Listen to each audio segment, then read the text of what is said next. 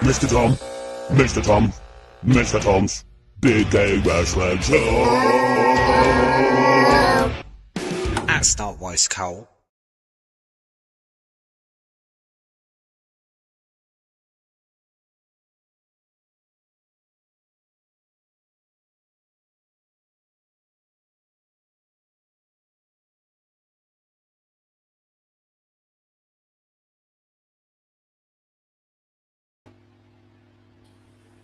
Cool cats, cool dudes, and Sam Greenwood on a Friday night. Welcome to episode 39 of Mr. Tom Talks Wrestling, starring the Slags. Slags. Yes. How you doing, Mr. Sam Greenwood? I'm doing good. How are you doing? I'm doing wonderful. Good. Another Friday night. Hot weather. Yeah. Another Friday night. Hot as fuck, but here we are for some meaty men slapping each other around. Yeah. It's the way to do it, of course. And Chris Jeffries, first in with hello, everyone. And Pincushion with hello. Hello, Ian, sir. How are you doing, Ian? And how are you doing, Chris Jeffrey? So we are, it feels like every 5 minutes, it's like we've got another SummerSlam, SummerSlag, however you want to call it. So for the benefit of posterity, this is SummerSlam of the year 1994, year of our Lord, some would say. And as part of our weekly bookkeeping, we've got the August edition of the WWF magazine. Now, why is it coincidental that they've got Yokozuna flattening Hulk Hogan? Doesn't look PG at all, that, does it? It doesn't at all. But I'm sure it's totally coincidental and nothing to do with the fact that he now works for the opposition. That's probably a big part of it. Not that petty at all. But the best part of that cover by far is Doink up in the right-hand corner. That's the best part of that cover. Oh, Doink exposed. That's definitely not a PG magazine. Definitely not. Definitely not. We have got, I am good, Mr. Tom. It's radiant, sir. Radiant. That is good to hear. And radiant.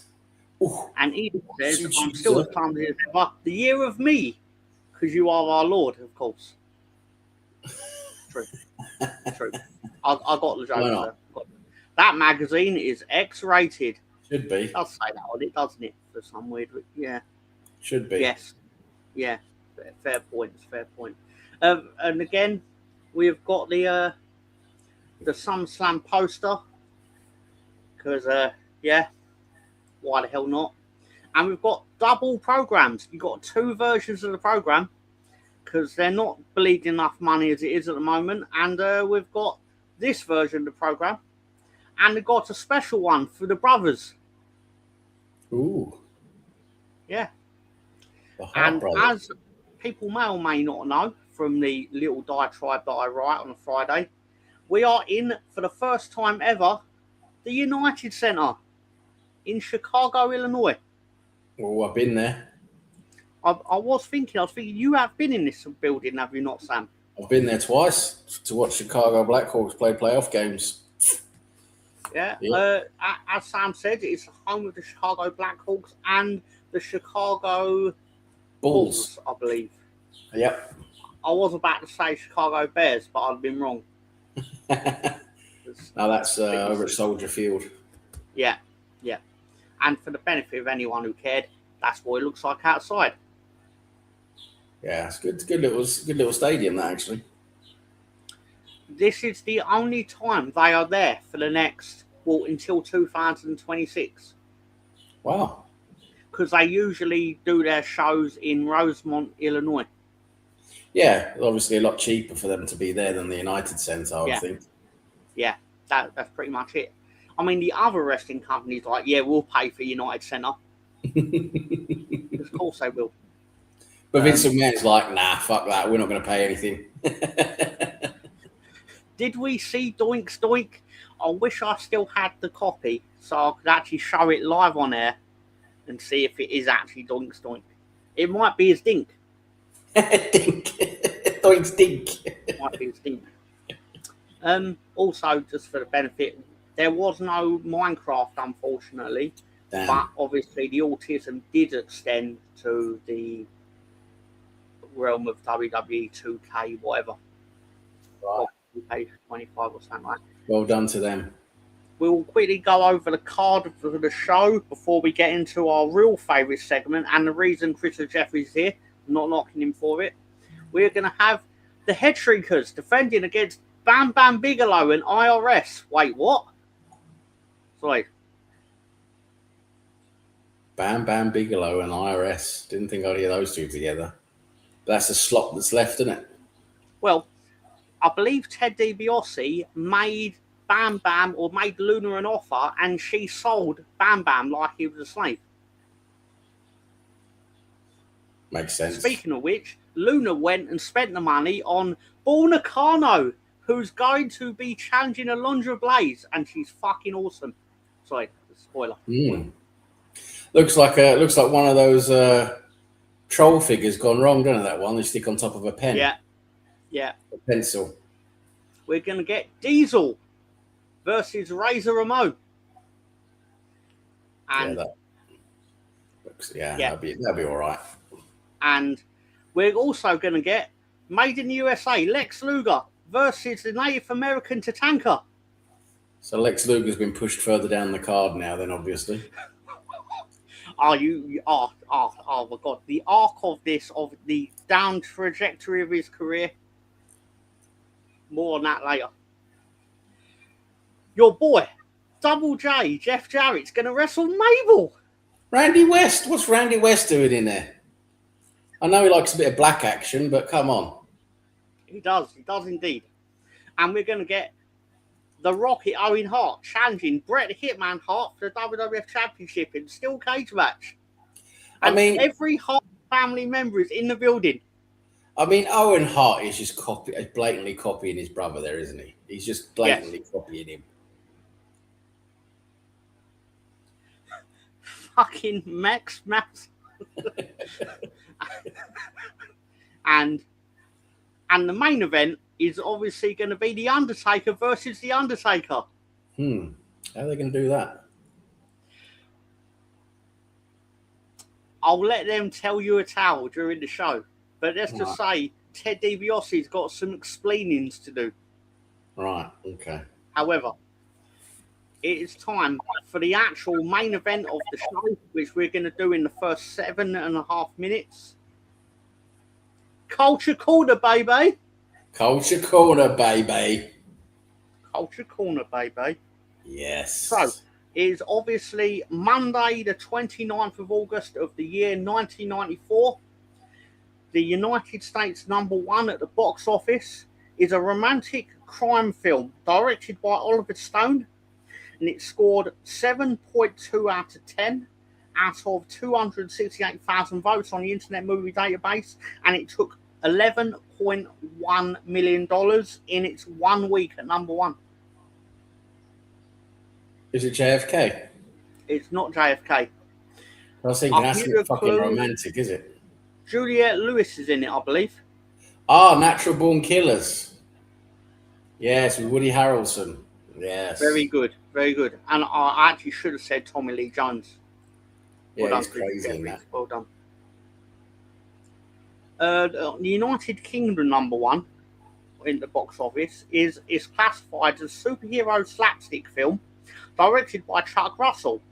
It's currently got a score of 7.0 out of 10 out of 471,000 votes on the Internet Movie Database, and it took £3.8 million in its the first of its 4 weeks at #1. Is it The Mask? That's very good, Sam. It is The Mask. So Smoking. Okay, let's now get into the musical corner. The musical corner. I called it corner. That's not PG. It's Randy West. You put Randy West in my mind. I'm not Jonathan Watts. I can't say my odds. Anyway, the United States #1 song is a pop / R&B / soul song, and this is in its first week of 14 weeks at #1, and it currently has 233 million views on YouTube. The music video. Would you say it was a soul R&B group? It's pop R&B soul, but And it's a group, yeah? yeah, it's Michael Jackson's favourite group. Oh, is it Boys to Men? It might be, but what's it called, Sam? Fucking hell, what was the name of that song? It was huge. I forget. I've drawn a blank, but I know it's. Well done, Chris. I know it's Boys to Men. It's true, I did. You are correct, Sam. And I'll Chris Make Jeffries is helping you out here because it is actually I'll Make Love to You by Boys to Men. Huh. Boys to Men. Boys to Men. At the end of the Riyadh. No, that's not the event in Saudi Arabia, mate. At the end of the Riyadh. As soon as he put it, he knew he was gonna fucking want it. But no, in all seriousness, and it's a bit. End of the Road was I think it was a year earlier, if I might be mistaken, because I think it was already on Culture Corner. Correct me if I'm wrong. Anyway, United Kingdom #1 song it's a rock pop by a Scottish band of 4, and it sold 82,000 copies in its 13th of 15 weeks at #1. And it has 97 million views on YouTube in terms of music video. Is it Wet, Wet, Wet? Yeah, it's Wet, Wet, Wet. Love is all around, yep. Yeah. Hopefully we'll be at the end of its run. They never ever got to try and go up against their arch nemesis band, Dry, Dry, Dry. I can't believe we've made it this far before you made that joke. How many weeks were they at #1? How many times have we called? Anyway, 14, weren't they? Yeah. Michael Jackson loves that tie. He does. Both shit.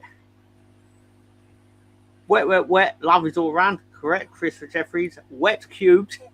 That's very good in. And another shit song. When Michael Jackson's manager called him and said, the top band at the moment is Boys to Men, Michael Jackson asked, do they deliver?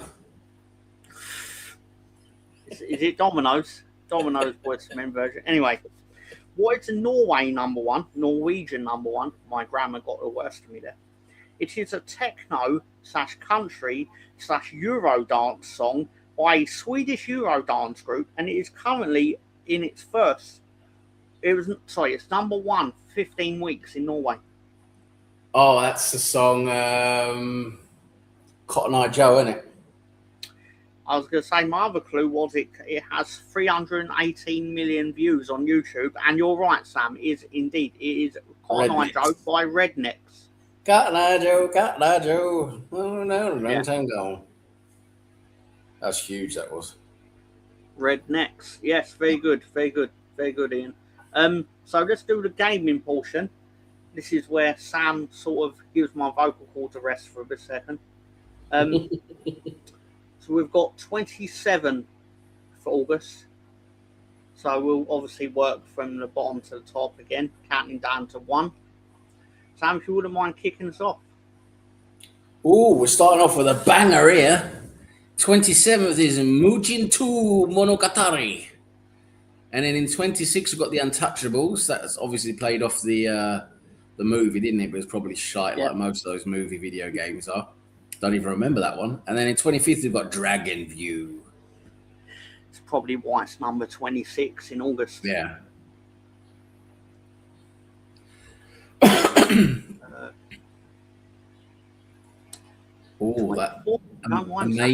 amazing game in 24th there. Yokozuna Monogatari. And then in 23rd, we've got Uchu Seputsu Flipponkun. Fucking hell, what a game. And then in 22nd, not to be upstaged, Super Real Mahjong P or P2. And what's that? P3 Custom. Fucking hell, P2 and P3 Custom. Incredible. Yeah.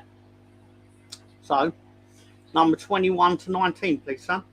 In number 21, we have Blood Warrior. And then in 20, we've got another classic, Bishujo Jansi Pretty Sailor 18 Kin. That definitely doesn't sound like a PG fucking game. And then in 19th, we've got 8 Forces. I suppose the 7 before weren't too good.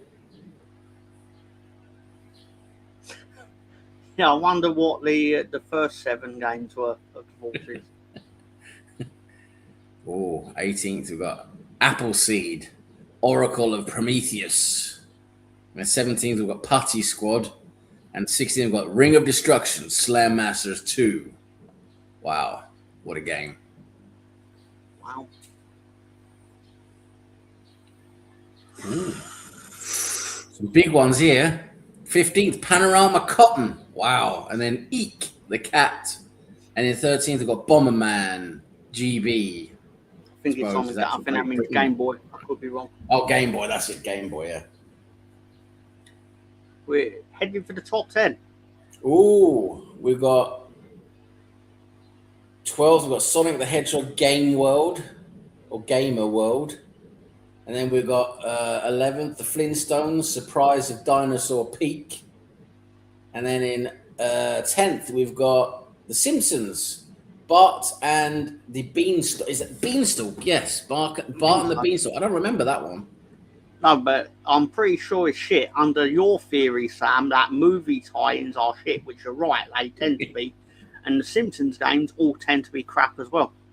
Yeah. Apart from one or two. I think the first one was fun for like about 15 minutes, wasn't it, really? Yeah.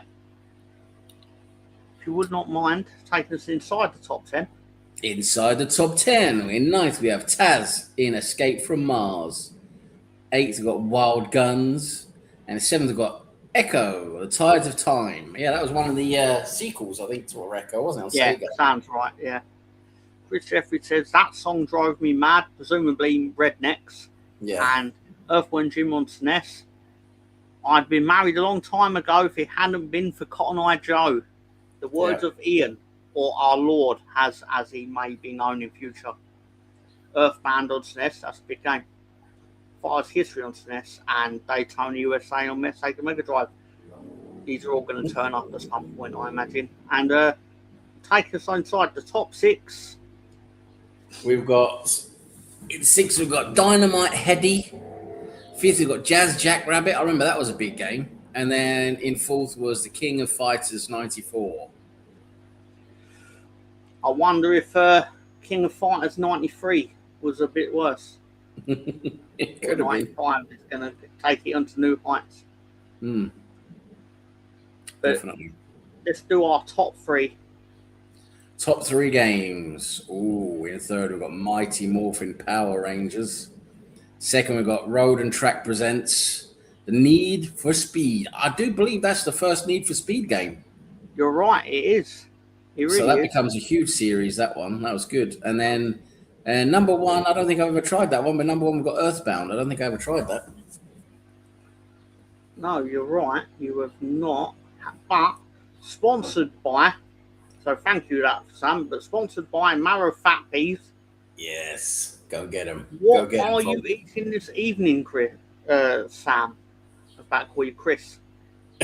What Chris am I eating this evening? Well, tonight I'm going for a very nice combination here.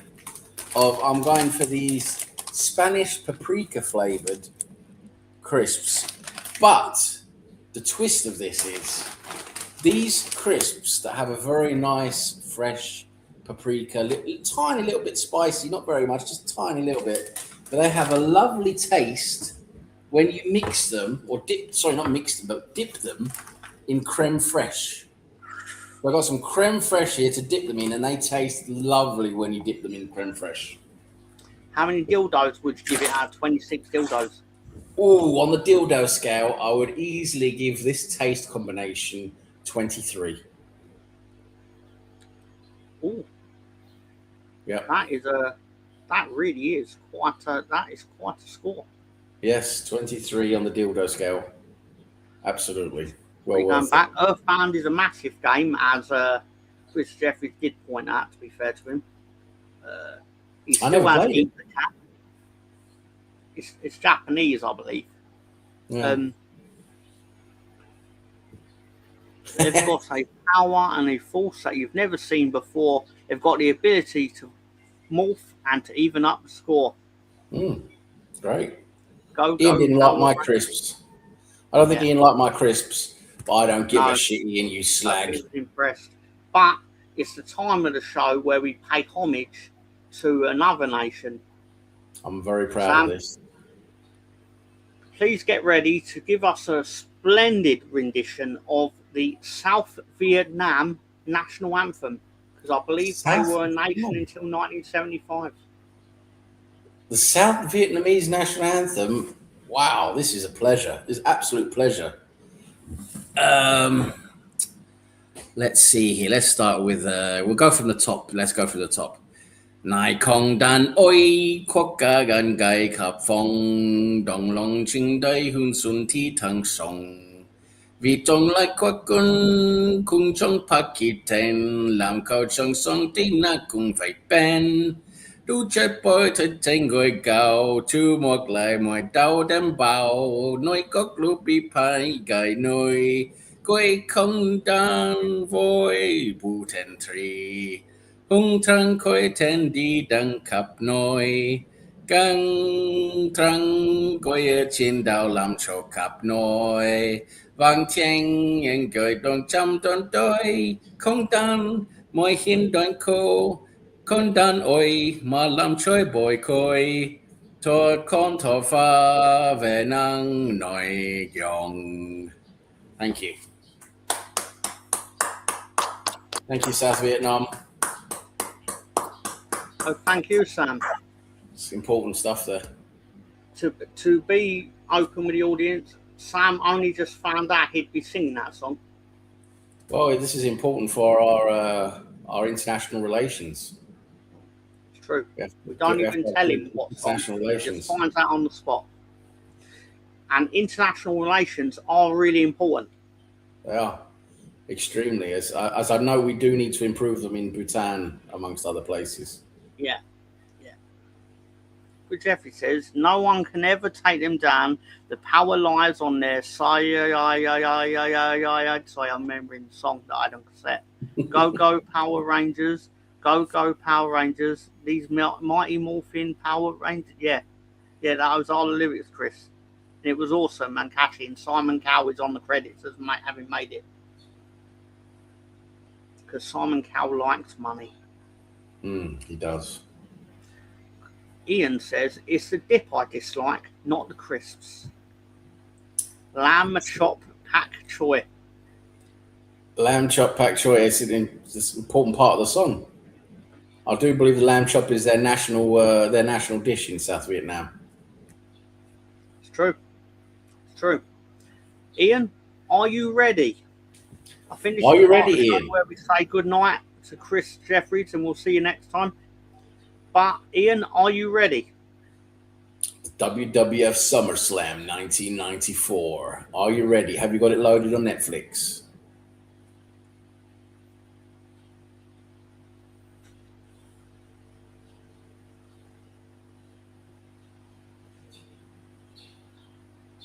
We're ready to go. All right, are we ready for the countdown? Yep. Right, this countdown is brought to you by Doink Dink. 3, 2, 1, we're off. Wow, they still haven't really improved their graphics, have they? They're still not great.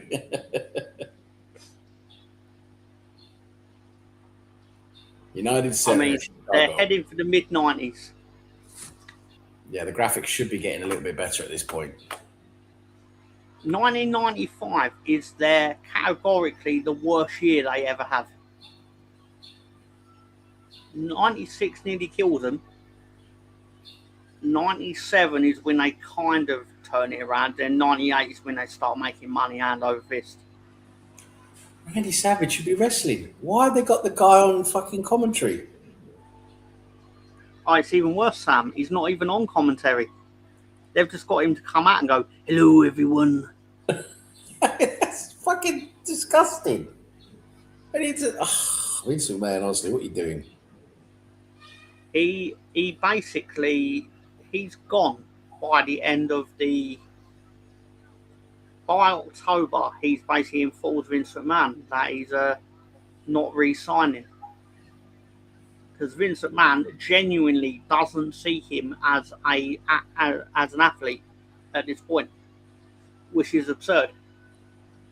But he doesn't need to be an athlete. I mean, you got fucking people in there like Yokozuna and fucking the one who's going to be fighting Randy West, Mabel. I mean, they're not exactly athletes, are they? You don't need to be an athlete to put on a good show. Nope.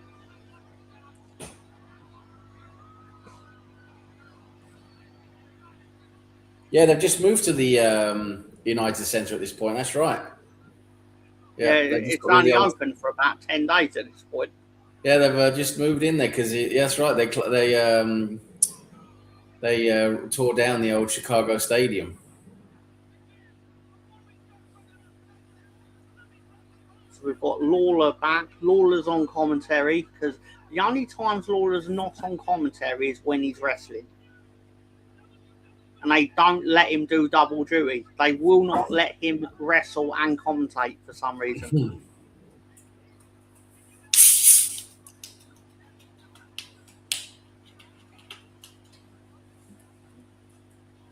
I think it's madness, personally. They should let him do both. But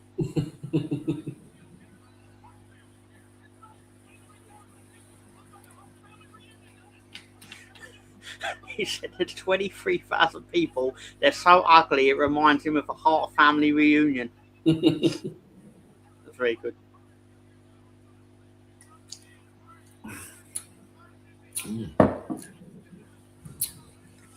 Vince has got the look of a man who knows the government's finally going to leave him alone for a little bit. He looks chuffed, doesn't he?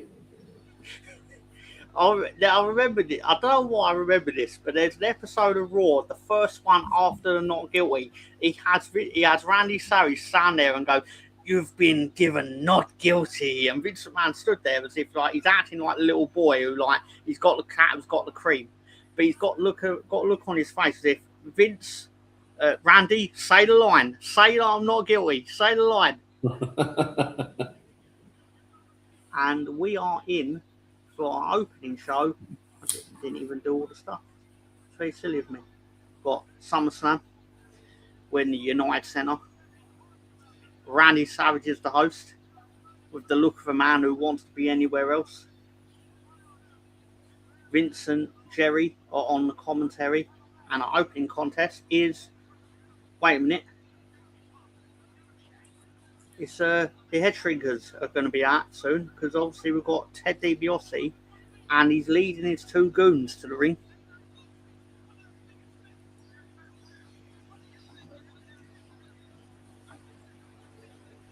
Is Ted DiBiase going to be wrestling or is he just managing?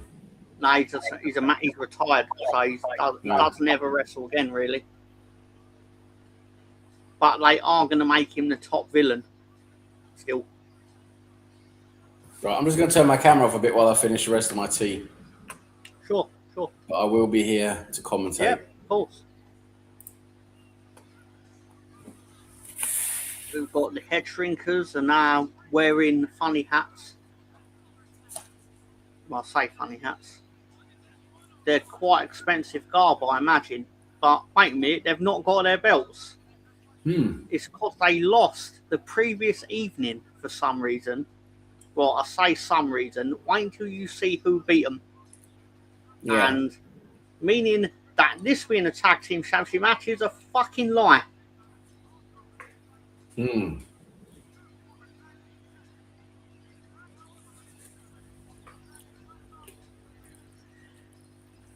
Off the top of your head, Sam, what sort of CUNT in the wrestling industry would turn around and Vince McMahon and go, "Yeah, I think it'd be really cool if you let us win"? Who do you think would like lean on Vince? Go, you know what would be really surprising and awesome is if we beat the head shrinkers. Would it be Ted DiBiase? No. Another CUNT who's an actual CUNT. He doesn't just play one on TV. what is it? One of the ones going to be wrestling now then? Yeah, I'll give you a clue. His name rhymes with Horner Michaels. Shawn Michaels. Yeah.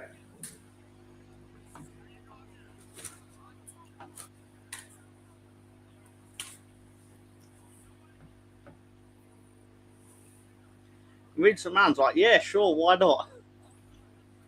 I'll give you 700 reasons why not, Vince. But still. So rendering this opening contest entirely fucking pointless. It's crazy how Vince McMahon just would do all those fucking stupid changes like that. Yep. And if you ask Bret Hart would sit and go, I think it's because he was in love with Shawn.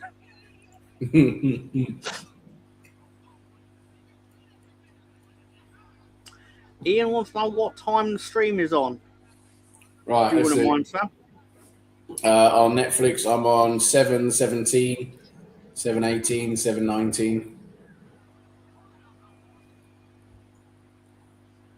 So our opening contest has actually started. So it is the Head Shrinkers versus Bam Bam and IRS. A team I would never put together in a million years. It's just the fucking, it's the bottom of the barrel, isn't it? It's the slop. Yeah.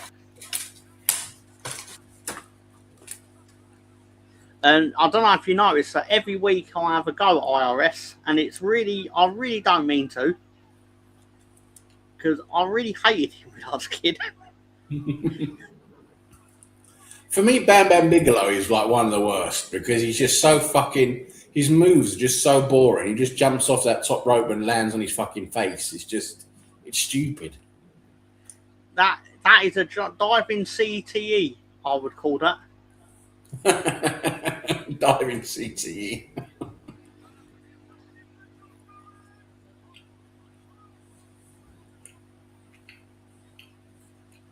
Yeah, I'm not gonna lie and say this is on the same level of prestige as like Bulldog versus Bret Hart from like 2 years prior to this. But I'll give you another clue. Tarek says this is one of his favourite wrestling events. This one. Yes, Tarek loves this event. Not this match. I would not do him by making it sound like he thinks this is good. But like the event. Because of Bret and Owen, to be fair. Yeah. Yeah. Well, I can see that because Bret and Owen's going to be good. I can just know that's going to be good. Especially when, as I said, the entire Hart family are in the building, and they are there. And Vince McMahon is like, "Yeah, we need to make more of this." And I'm not going to spoil it. When a certain member of the family turns up, I will get pleased. His name does rhyme with Spruce. Spruce. Yeah, once Spruce Sprout turns up.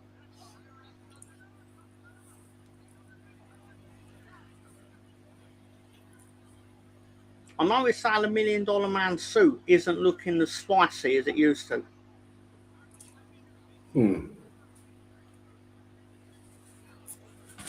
It's almost as if he's become the $10 man. $10 man. Poundland DiBiase. I would do a big laugh, but I can't afford it. It's more of a ha ha ha.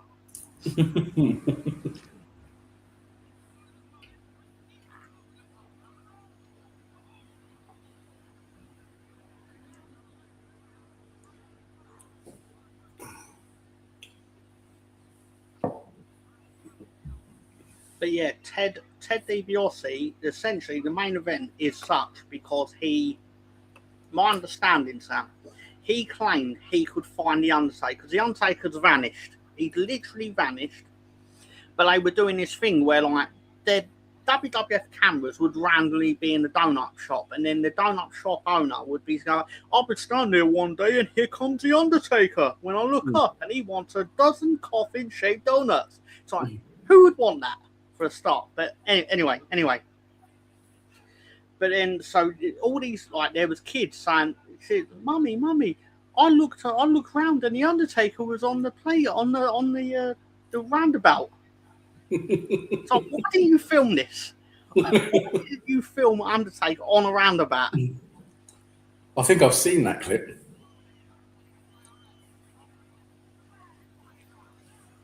But yeah, but then that leads to basically Ted DiBiase going, "I found the Undertaker," and he turned up, and it's basically quite a You'll need to see it when it occurs.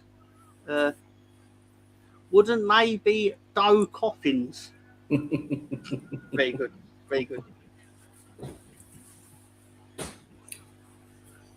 But yeah, I mean, what I will tell you is, as stupid as this is, when I was a kid, I fucking ate it up. I loved it. Yeah. It's good. It's good entertainment, isn't it? I was just happy to see the Undertaker again. Yeah, I can't wait to see him. I'm looking forward to seeing what two Undertakers looks like. Because to be fair, he really was gone for 8 months. Like, he just disappeared. Like, he didn't. Why? Why was there? I mean, I know you said he likes to go on hiatus and that, and like take a break. But any specific reason, or? It's something to do with his marriage, but I believe it's also like he's clever enough to realise that absence makes the heart grow fonder. Right, basically, if he's around all the time, then he's not very special. Is ultimately what it is. But wouldn't he get paid less? I suppose you're right, but keep in mind he's going to be one of the highest paid because no one else can do his gimmick. Yeah. It's like, oh fucking hell, Affa's in. Yeah, it's good. I'm liking what the head shrinkers are doing. I believe they do. I don't know if they've already done it, but they will do a triple headbutt at some point. I think it's coming now. Yeah. That's good. I like that, a triple headbutt. I'm surprised Bam Bam Bigelow's head didn't explode from that triple headbutt, based on the fact that the Samoans are Samoan, and there's 3 of them doing it. But yeah, basically, the official line is that the head shrinkers have been disqualified at 7 minutes and 20 seconds. And they're going to brawl to the back, presumably. Yeah. That's what you do, isn't it? You brawl to the back. Brawl to the back. Brawl to the back. The Roddy Piper special. Yeah. Sorry, the Roddy Piper and Jim Duggan special, because he does brawls to the back like a motherfucker. I must say, I've got a whole different appreciation for Roddy Piper after watching all what we've gone through with him. I mean, when I was a kid, I didn't really like him. I was like, But now we're rewatching it all like more together, like we've done, consecutively. Mm-hmm. I've got a lot more appreciation for him. I think I like him a lot more, basically. He's awesome. But we are on for our. As part of the storyline with The Undertaker and him going missing, the WWF hired Frank Drebin to try and find him. Frank Drebin from Naked Gun. Oh, I fucking love this. This is brilliant. I fucking love Naked Gun. Oh, brilliant. We have got Frank Drebin, Leslie Nielsen on The Undertaker's trail. Obviously, Leslie Nielsen, born February 11th of 1926, and he died on November 28th, 2010, age 84. Oh, and bless him. He is excellent. I love Leslie Nielsen. Bruce Pritchard on his podcast said Leslie Nielsen was amazing to work with. He was happy to be there. I can't remember if he was like promoting their movie, because I can't remember if it was out. I think he was promoting The Naked Gun. Yeah, I think he was. But also, George Kennedy's turned up. Yeah, he's in The Naked Gun as well. Yeah. Born 1925 and died in 2016. And they're both gone in different directions because The Undertaker's trail is a bit dodgy. Yeah, that's really good. It's pointing in different directions. Love the Naked Gun movies. I love Police. Police Squad only got about 6 episodes before it got cancelled, didn't it? If I remember rightly. But yeah, it's probably a bit too clever for its time. It would work now. It would 100% work now. And it's time for the Women's Championship. Here we go. It is Alundra Blayze versus Bull Nakano. Wait till you see what's about to come through this entranceway. State of the hair on that.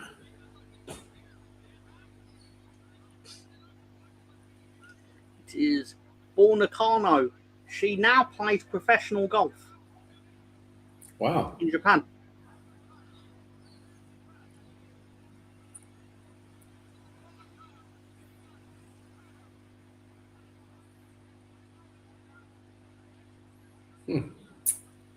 Never heard of her.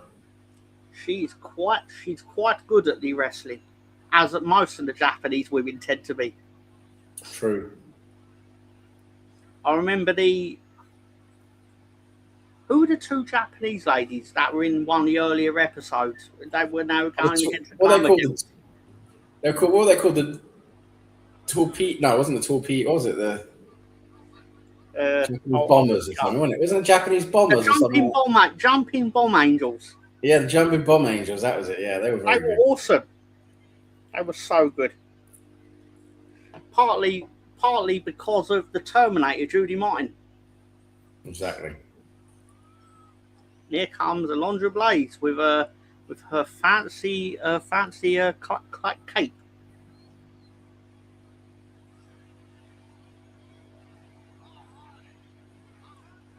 Thank you, Tarak. Jumping bomb angels. Evening, slags.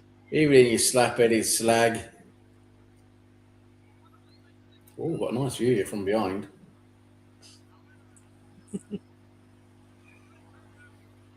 This is going to be quite good.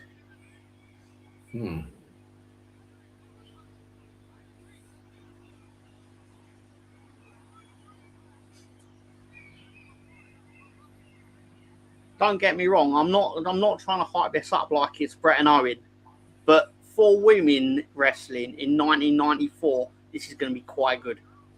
Yeah, I know what you mean. This is like these are like two breaking it on the curve. Let's just say this is like 2 of the big stars in women's wrestling at the time. I would suppose.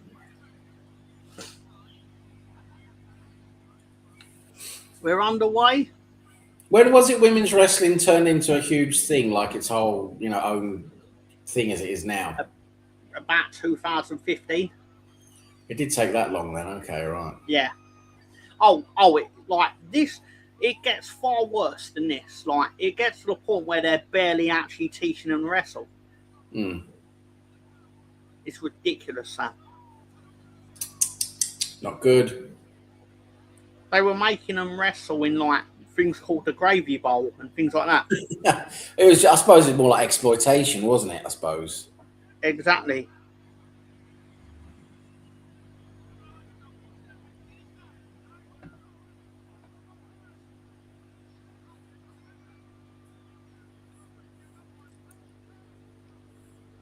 The amount of hairspray she must have in that hair, there must be at least 5 cans of it.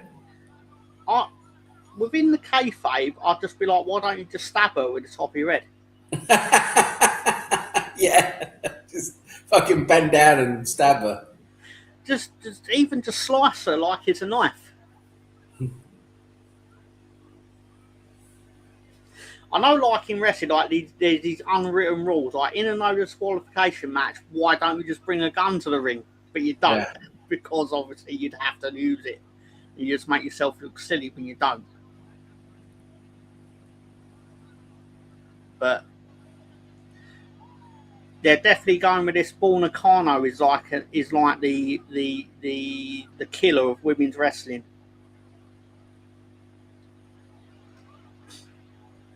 This was in August, wasn't it? Yeah. Yeah. I'm just saying, so you're not really getting still some. I suppose it's still summer, like technically, isn't it? Yeah, toward the back end of the summer, I suppose. I want to give bonus points to the bald man in the front row for the light refracting off the top of his head. There's a couple there, isn't there? There's one in Yeah. the middle that looks like the Fink. The bald section. There's one in the middle that looks like the Fink. Stab her. Interesting. That's not PG, Ian. Saying that, Randy West is wrestling tonight, so We will see Randy West very soon.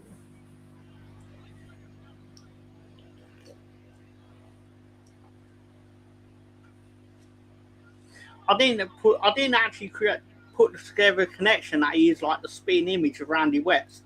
But in my mind, I was like, Sam is going to either think that Jarrett is brilliant or he's going to actually think he's the worst thing he's ever seen.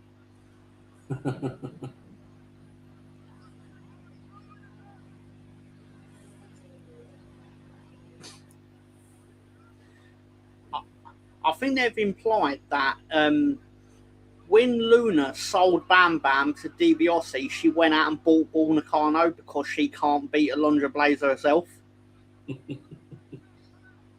Which is a decision, I suppose. Yeah. I mean, they're putting on a decent show. Mm-hmm.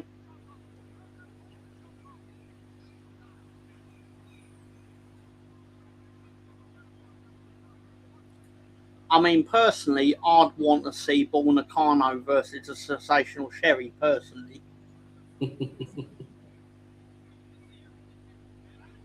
Hell, I want to see Luna versus Sensational Sherry.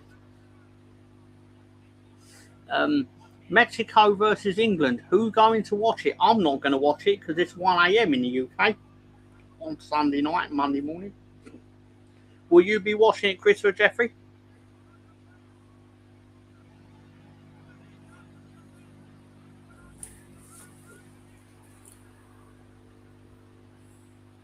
Yeah, I'll be watching that. I'll stay up late for that one. I'm not working. I'm off on holiday at the moment, so I can have a long line.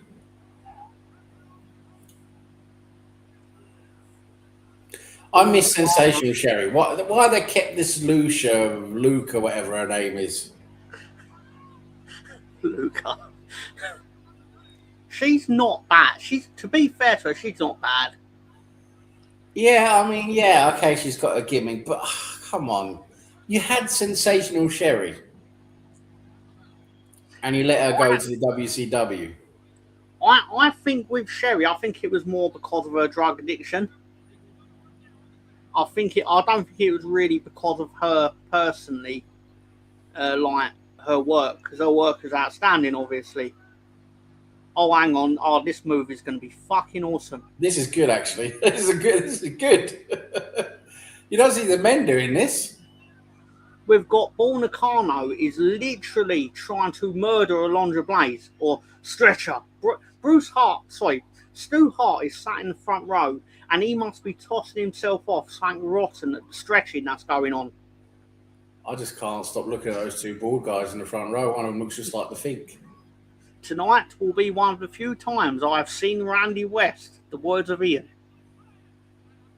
Remember it, savour it. And I will be watching it, Christopher, referencing England versus Mexico, or El Tri, as they're called apparently. And the big match is tonight. Cape Verde, giant killing incoming. It's true.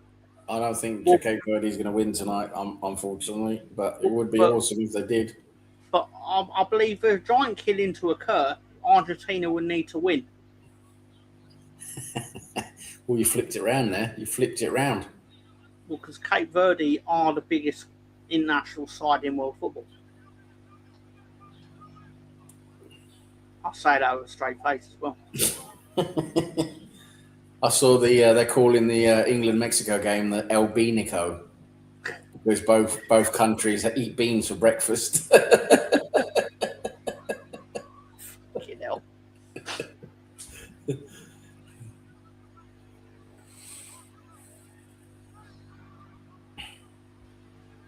This is very good. I mean, I've got to give it its props. They're putting on a show here.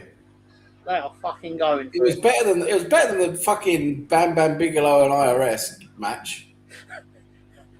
IRS is probably I suspect when IRS is on a rest day, he's probably thinking, I need to slow it down. I need to slow it way down. I didn't even talk about him calling people tax cheats. Makes a change. Oh my God, Paul Nakano's going to kill this woman at some point.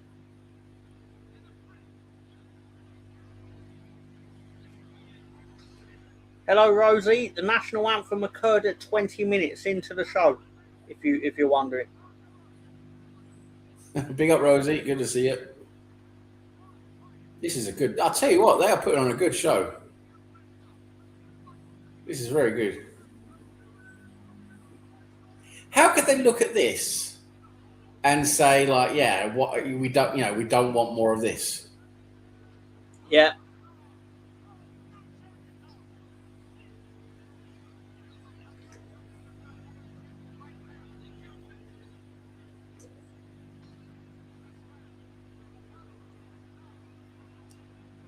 Monty says, had a nap, just woke up. Don't know whether it's New Year or New York. And follows it up with Konnichiwa. Konnichiwa. Yeah, I know what you mean. You wake up from a nap sometimes. You just don't even know where you are. But it's good to have a nap, though. You'll be up for the Argentina game. This is good. This is really good. This was a really good match. It could be one of the best, if not the best, women's match I've seen up to this point in our timeline. Oh, it's the best women's match we've had in timeline. It's not even close. Yeah. Alundra Blayze wins at 8 minutes and 10 seconds with a German suplex. It's very good. I mean, how can Vince McMahon look at this and say, nah, we're not doing more women?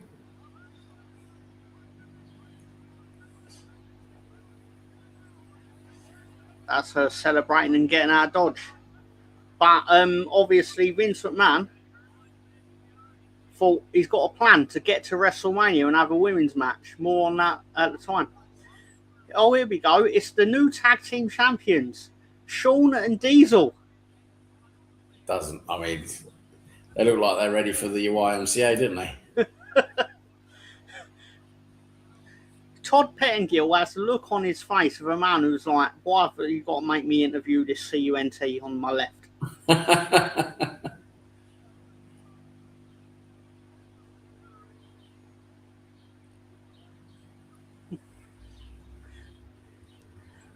Ian's not impressed with, I'm presuming it's Shawn, Ian. I could be wrong. Or either that or Ian really has it in for Todd Pettengill. You don't know. But what the fuck is he wearing, Shawn Michaels, honestly? That's even a cross on his hat, isn't it? Yep. Shawn Michaels, if I remember rightly, Shawn Michaels has come up with this brilliant idea. And Vince McMahon well into it. Where basically Vince McMahon, Shawn Michaels doesn't wrestle on television all summer. Because Shawn Michaels come out with this theory where people will pay to watch him wrestle based on the ladder match. And Vince McMahon was like, yeah, okay. Shawn's not wrestling on this show, for example. You have to go to a live WWF event to watch Shawn Michaels have a wrestling match. Stupid. I once was convinced that I could do the crab, so I got on my back, pushed my legs up, pushed my arms, almost broke my neck and both arms. I was 26. Ian, you well, sir. That pink lycra woman reminded me of that. I believe she's referencing the German suplex. It's true. Yeah. True. Yeah, that's not going to be good. That's not going to be good when you're not young anymore. Even though 26 is not old, is it? I'm not bad, Rosie. I hope you are too. It's not easy the doing that. Fink is here. Yeah, I saw the Fink was in the first row. Fink must have got off at the first row and put his tuxedo on. He must have. It's time for Diesel versus Razor. And basically, they're coming straight from the interview position. So we've got to wait for them to make their way out because fuck our time. It still beats watching Dino Bravo get cheap fucking doing bench press, though. It's true. It's a fair point. Rosie says, yeah, all good. And I'm not a fan of camp zebras. Yeah, very good. Here comes Big Daddy Cool. It's Diesel, man. And Shawn is absolutely Shawn. Because of course he's putting himself out in front. Because he's a knob. He's an absolute knob. Shawn the knob. He's the epitome. If you weren't as good at wrestling as you are, you would have been beaten up a long time ago. For real, by the wrestlers would batter him. Yeah, he's not. I've heard that he's not very popular, is he? He hasn't been.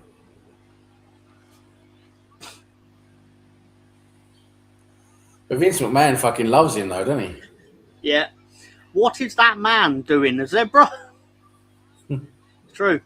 It's true. He's in full zebra costume tonight. I want to know what the name of zebra he killed for his outfit was. Probably Derek. Derek. There is another celebrity, a Chicago celebrity, involved in this match. Because Razor needs backup to basically stop Shawn Michaels from interfering. So he put a call out to one of his mates. Supposedly. I believe you're aware of the 1985 Chicago Bears, Sam. This is Walter Payton. This is Sweetness. Very good. This is Walter Sweetness. Payton. Walter Payton, arguably the greatest ever running back in NFL history. He was very good. And yes, it is Walter Payton, born in 1953, died in, 1999, age 46.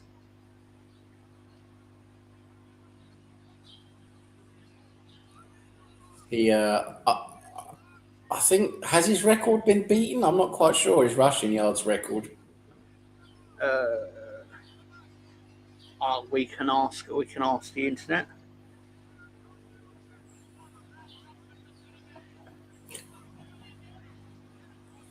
What did the horse say to the zebra? Fuck off, you stripy prick.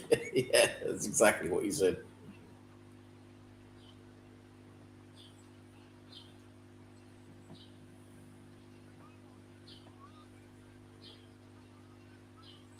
His record was broken in 2002 by Emmett Smith. So Emmett Smith did break his record, right? Okay. Yeah, because he had the record of 16,726 yards. But Emmett Smith finished with 18,355. Right. So both of them not bad, of course. And I know you read out Rosie's comments. So I won't read it again because obviously that made me look like an idiot. But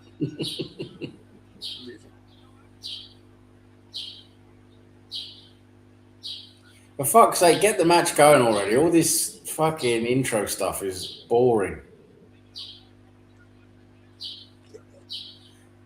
Even though it was good to see Walter Payton, though.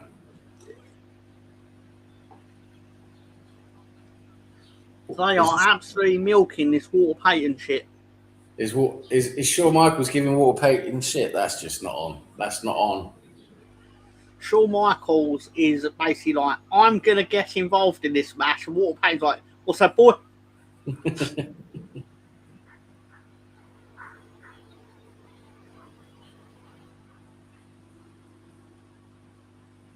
Who got birds?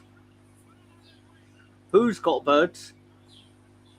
If you're hearing birds, it's probably outside my balcony here. I've got the door open because of the heat. But yeah, you're probably hearing the birds outside. I was going to say, I used to have a minor bird, but he died in 1998. So I hope it's not him.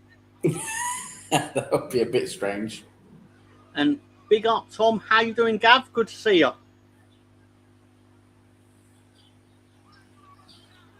we are underway with Diesel and Razor Ramon, of course. I do like Razor's turquoise pants. Very, very, very fancy. Very fancy. Shawn Michaels definitely looks a bit dodgy, doesn't he? Shawn Michaels versus the Zebra is probably going to go down in folklore, up there with Lego Ref. Good old And Lego Ref. drop me softly, brother. Good old Lego Ref. Gav, Rosie wants to know, you good? What do you think of Alan Walker, Sam? Says Pincushion. Alan Walker. Is that the artist? The music artist, electronic. I don't know what he's talking about. I think isn't there an electronic music artist called that?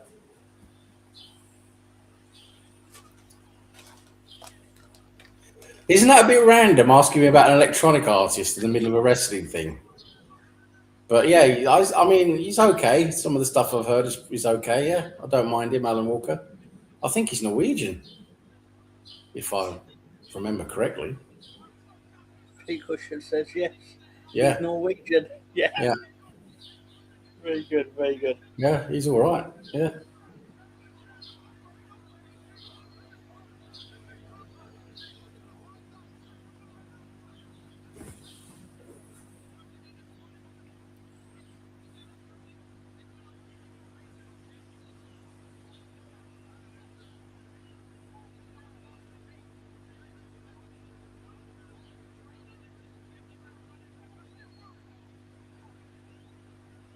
Oh, breaking news. FIFA seriously considering moving England's World Cup last 16 clash versus Mexico City from 6 p.m. noon on Sunday. I suppose that's local time. From 6 p.m. to noon on Sunday, owing to a forecast thunderstorm. Final decision imminent. Game kickoff time might be moved. Does that mean it'll be earlier? I think that means it'll be earlier and it'll be played at noon instead of 6 p.m. Oh, that'd be lovely. Because then if it gets played in at like 7 p.m. on the Sunday, Yeah, really handy. Have you been rowing, Sam? I have not been rowing, but I have seen a lot of people rowing. Though I really have. It's been incredible, actually.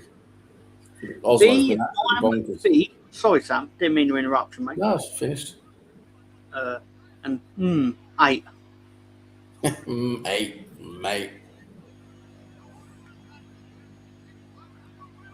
I don't like Diesel.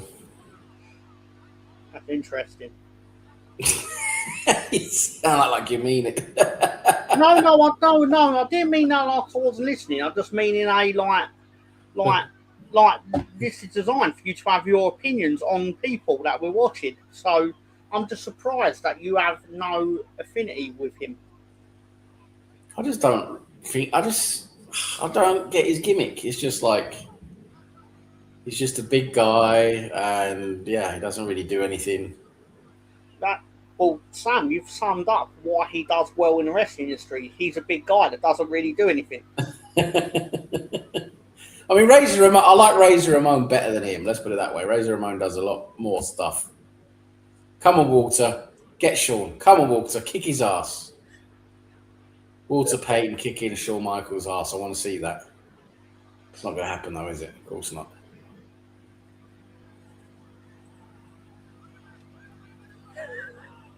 Shawn Michaels took advantage of Walter Payton and is involved. That's not a sentence I thought I'd ever say.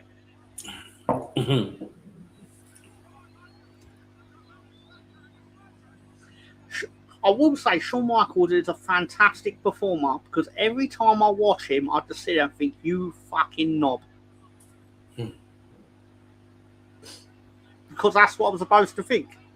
Such a knob. I could slap him 700 times and not feel a flicker of guilt. But what happens if you slap him 701 times? Oh, then I've probably gone too far, and I'll need to apologise.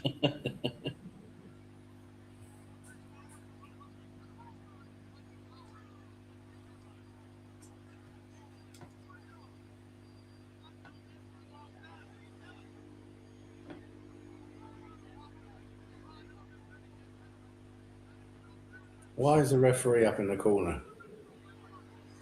I think because Shawn Michaels has removed the turnbuckle pad, so he doesn't want Oh, right, okay. Razor into it. But then Shawn got up there and distracted him, so Diesel did it anyway. Right, it's because of the turnbuckle. Yeah. Ian says, let's hope his earrings get caught. Yes. Let's hope that. I feel like I have to preface this. Anytime I slag Shawn off, he is a fantastic professional wrestler. I have to say that. He is. He is such a knob, but he's so fucking good at this.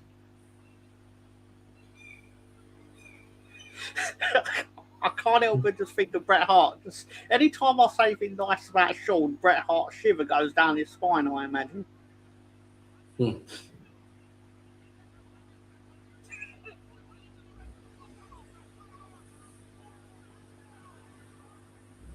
Diesel doing a chocolate slide successfully.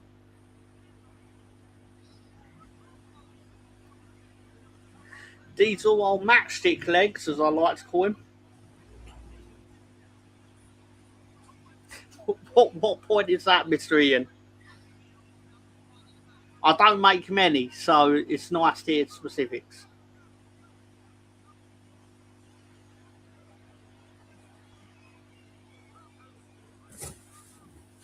Like, he is running rings around Walter Payton. Technically. In terms of like his involvement. Come on, Razor Ramon.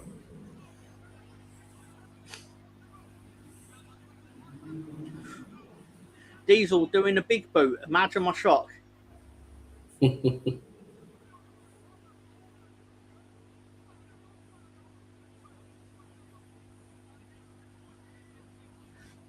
That shows privates and his professionalism. Thank you very much.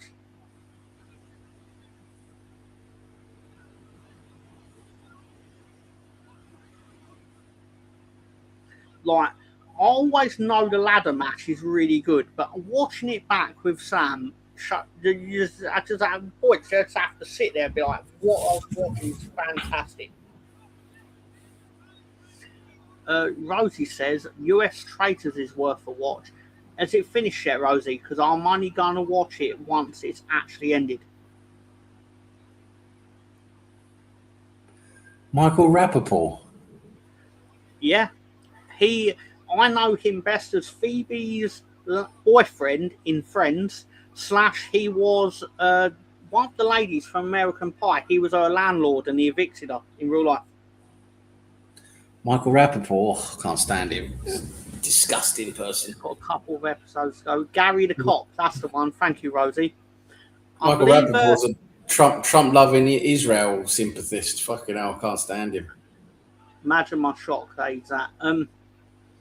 Razor is currently being put in a...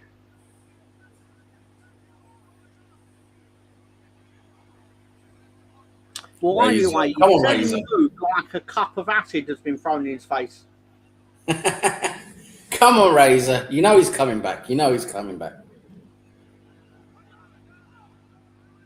Yep.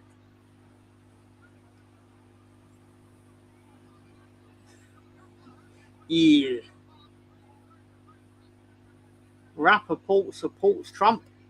I'm not sure if he's changed his mind, but he did a few years ago anyway. I don't know. I haven't seen any of his stuff for a long time. I saw some interviews with him. I'm surprised he probably turned up on Celebrity Apprentice. Saw some interviews with him, and I have also seen him going on how Israel are, just the best.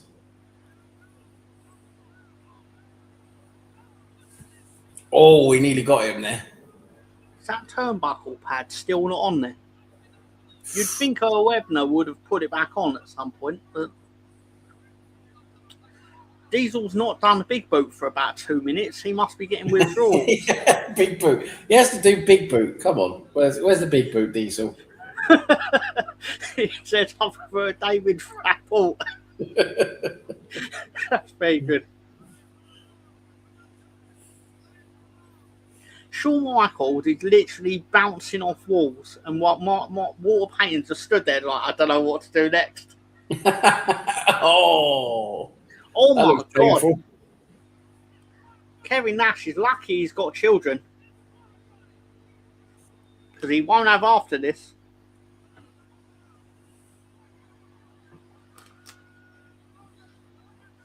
The most political thing I've seen him say was at the COVID lockdown, he was telling parents to tell their kids to stay fucking home. And Rosie says, who is David Rapport? I could have this totally wrong, but I read into this one, Rosie, like when Sam says that LA Knight's greatest rival is San Francisco Day. Yeah. Like at Wet's greatest enemy is dry, as Sam said earlier. Yeah. No, but I mean, Michael Rappaport is a good actor. I'll give him that. He's a good actor. So yeah, I imagine he's good in the what's it called, Traitors. I liked him in Prison Break season 4. He's a good actor, Michael Rappaport. He's had a few good roles.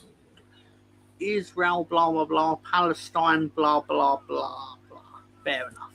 Well, the thing is, they've actually started. They've put on the UK Traitors here now in Norway. One of the oh really? Or one of the streaming services here. So I'm going to be watching that because it became so popular, and they've done Traitors over here, obviously with Norwegian celebrities, and that's been quite popular. But the UK one, the latest one, you know, with Alan Carr and all of them, Jonathan Ross and all that, it got such a lot of like publicity over here that they decided to bring it. One of the streaming services is putting on here as well. So I'm going to be watching that. Oops, David Rappaport also correct. Oh, hang on, Shawn's back involved. How long has this been going for now, this match? The referee is now putting up. Shawn is preparing to kick Diesel. Sorry, Razor, I meant to say. Denied. Shawn has kicked Diesel in the face by accident. And Walter Payton is chasing Shawn around the ring. Come on, Walter. Come on, sweetness. I don't believe Walter Payton could catch Shawn Michaels in a million years. I would disagree with that. Walter Payton's one of the greatest athletes who's ever lived. But I do believe he'd batter him. He's prevented Shawn from making the pin, Shawn from stopping the pin, and Razor Ramon has won in 15 minutes and 3 seconds.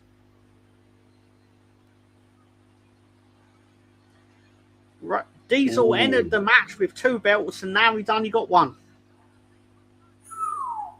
That was a pretty good match, that. There's a lot of good action in that.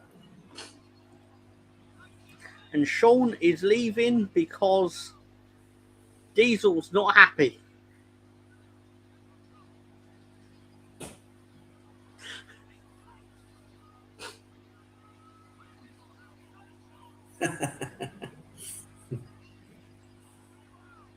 Genocide, blah, blah, blah. David Rappaport, a correction of Ian. That guy would make a terrible bouncer. Rappaport pulling him out when he's 100% in. That doesn't sound PG. That doesn't sound PG at all. However, we are going to get a celebration from Walter Payton and Razor Ramon. Presumably that's his son as well. Is that Walt Payton's son? I believe so. Oh, yeah. That's Randy Savage, Macho Man. Savage is like, dig it.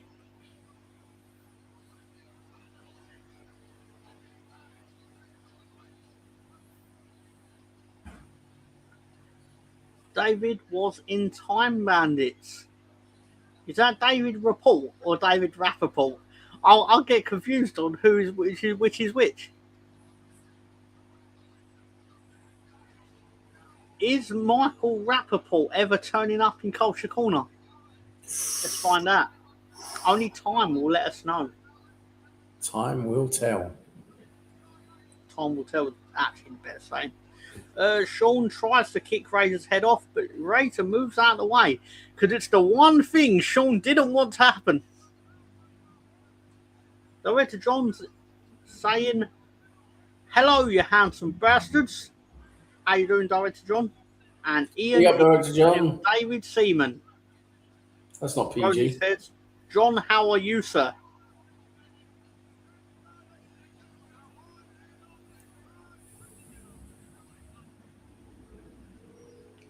Rappaport.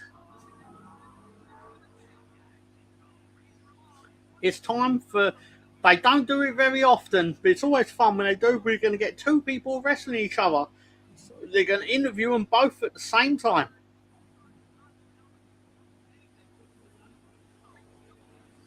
Tatanka has got rid of his gel nacre fringe. He's no longer got paint in his hair. He's literally a gel-haired knacker. Tawanka. My understanding of the story of this is Tatanka believes that Lex Luger's sold out to the $1 Million Man. And they've done a vote, and the audience has basically gone, yeah, he probably has. Yeah. And for any wrestling fan that actually voted in this, they just earned themselves a lifetime subscription to the WWF magazine merch catalogue. Sorry, I meant to say. Hello, sweet Rosie, says Director John. David Seaman Rappaport.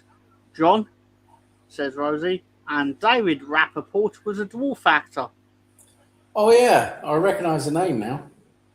And when will you wear a pair of shorts like that, Mr. Tom? Let's have a look at the shorts he's probably talking about. What, the America shorts or the gel nacre shorts on the right? Apparently, the dye was fucking up his hair, so he stopped using it.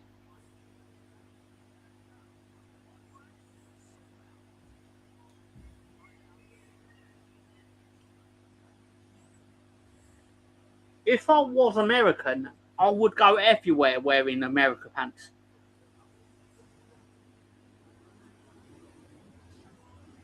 So up next, we have got Lex Luger versus the Native American Tatanka. John says either. Fuck it, I'll wear both. Did the dwarves do shorts? I don't know if they have a StreamYard account, to be honest. Haven't you seen Time Bandits? I don't think I have.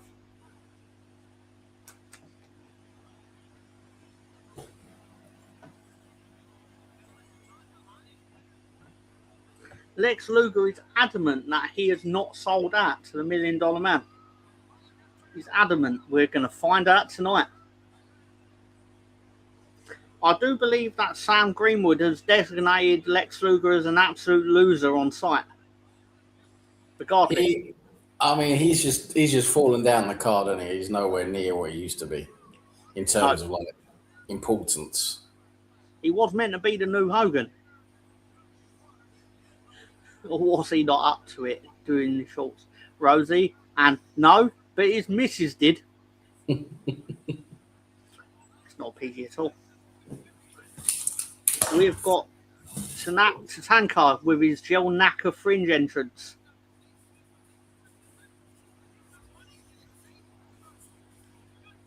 Legendary Tawanka.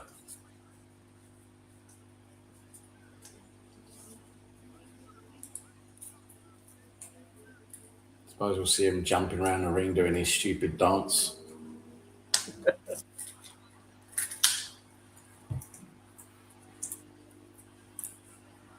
I'm not going to lie. This match is not quite as good as the ladder match. That ladder match was good.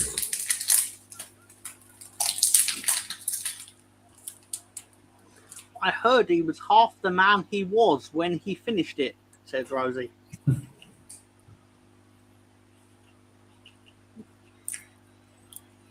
Oh, here he comes. It's Lex with his America pants.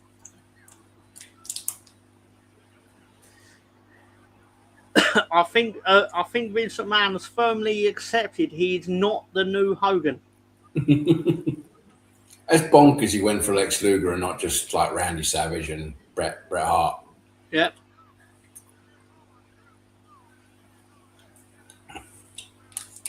That's quite ironic. That PG symbol is pointing up to someone who looks like they're on America's Most Wanted. In the background stuff.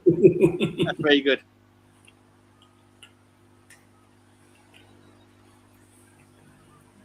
David Rappaport sadly took his own, you know what? Of course.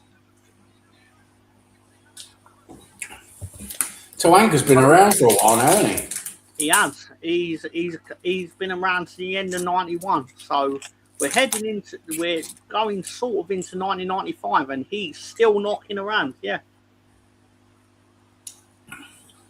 And we are underway in this Titanic. What's the opposite of Titanic? The Undertanic contest. Untanic contest. This underwhelming battle of behemoths. What's the opposite of behemoth? Behemoth.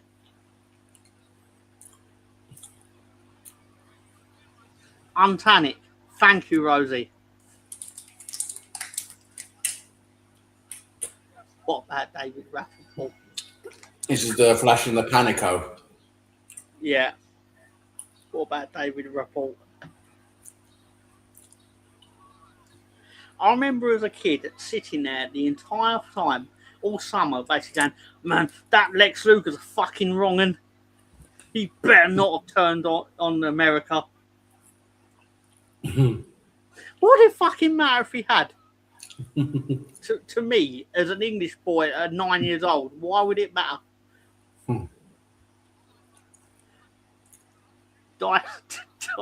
Iceberg. I thought that was Bret Hart talking about Goldberg, but still. Unbehemoth. Thank you, John. Tiny, minuscule, minute, microscopic. And the Flash in the Panico is off. Flash in the Panico. That's very good.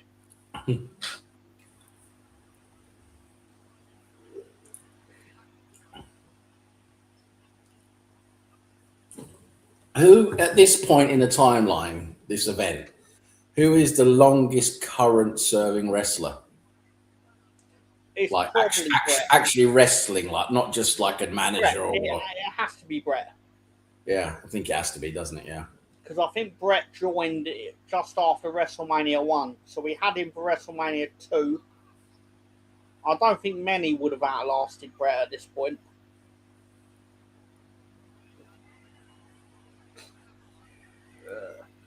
Yeah, I think you're definitely right there. David Rappaport. Obviously, Sam, Randy Savage came in just after WrestleMania 1 as well. But obviously, Savage is not really... Say Savage is wrestling at this point is generous. He's not. No, that's what I'm saying. I was referring to actual active wrestling. Yeah.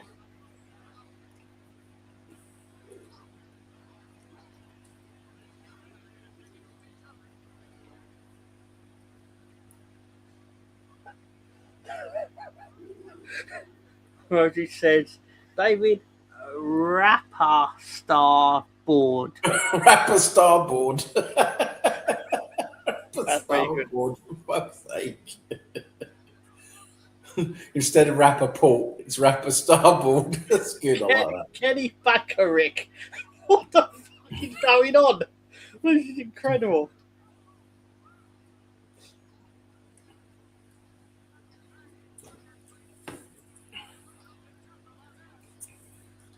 I didn't know Ian was into his electronic music, though. I think that's the surprise of the night. What's that, Sam? I was saying the surprise of the night so far for me in terms of the chat is Ian being into his electronic music. Alan Walker, that took me by surprise. Nothing surprises me with Ian.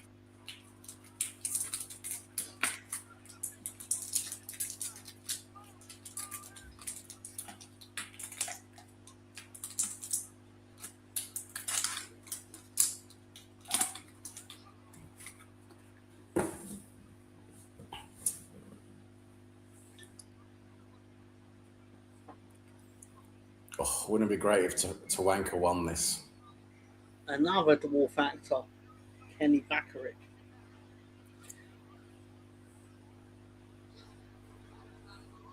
Is it Ian or Ian?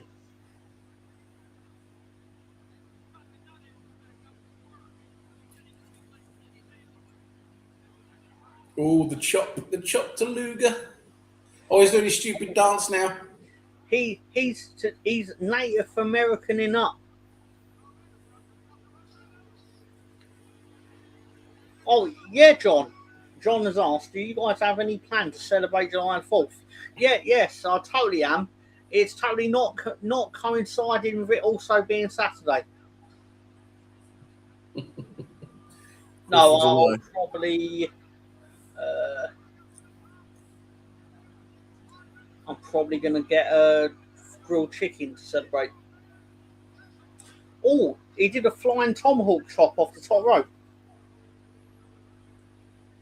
I'm Ian, bastardized Ian. Remember, Troy crushed his mobility scooter into the exit of Big Brother. R.I.P. Tawanka going off the top rope. Oh, he missed. Denied.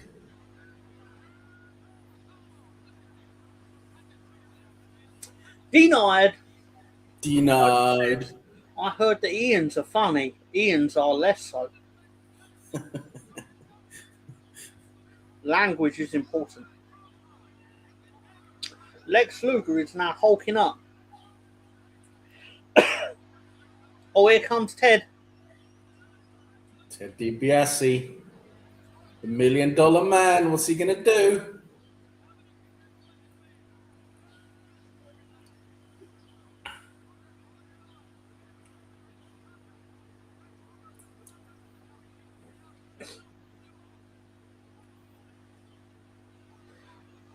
Ted is having a conversation with Lex and he's offering him money.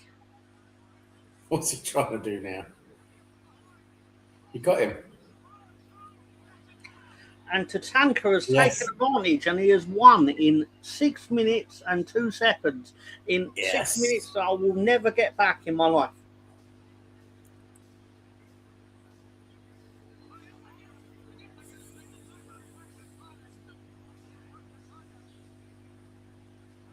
Lads, your mates.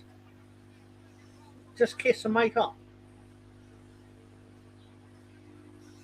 I'm glad Luger lost because he's a loser. He's a loser. He's a loser. Vern Troyer. Yes, Vern Troyer. Correct.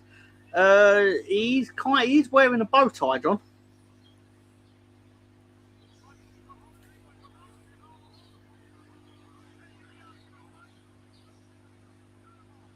And he's in conversation with Lex, and Lex has kicked the money away. Oh no, Tatanka has attacked Lex. Who could have seen that one coming? I say who could have seen that one coming. I'm 9. I didn't see that coming. Although I suspect Stevie Wonder saw it coming. Stevie Wonder sees a lot, doesn't he, for a blind man? He does. Even the bald man in the front row is upset. He's shocked.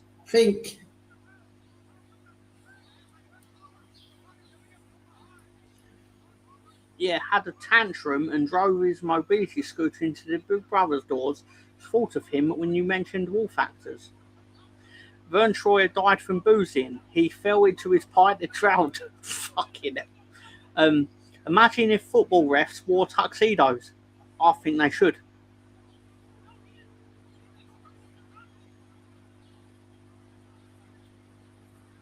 And yeah, officially, I do believe Tatanka has sold out to Ted DiBiase, the $1 Million Man. Oh, he's got him. He's sold out. I was so upset as a 9-year-old. I was like, how dare you, sir? How dare you?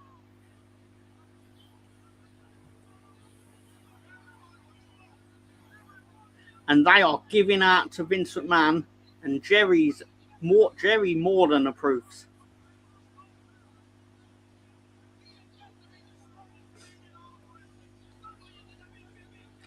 My favourite part of this, and I don't know if it's happened yet, but I saw this. This is a sign of how bad the WWF are doing. Sam, if you notice, there's this no money on the ring mat, and it's a $10 bill.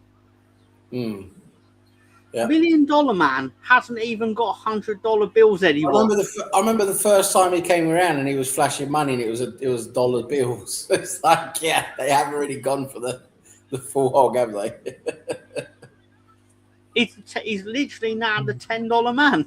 Yeah, he is. He's literally the $10 man. Yeah, you're right.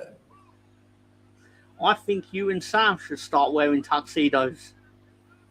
It was a good idea. I heard he died in a lift because he couldn't reach 21. I second that, John. That reminds me of something that Bobby the Brain Heenan said on commentary once. He was insulting midgets, obviously. And Tony Schiavone said, I don't know why I remember this, but he said, you know they'd write letters to complain about you, to which Bobby Heenan, without missing a beat, said, yeah, but they couldn't reach the post box to post them anyway. That's brutal. It helps, sir. That's brutal, that is. Brutal. Fucking hell, they're still going in on Lex Luger here. They left and went back to get some more on him. It's like you've already you've stripped him of his dignity, sir.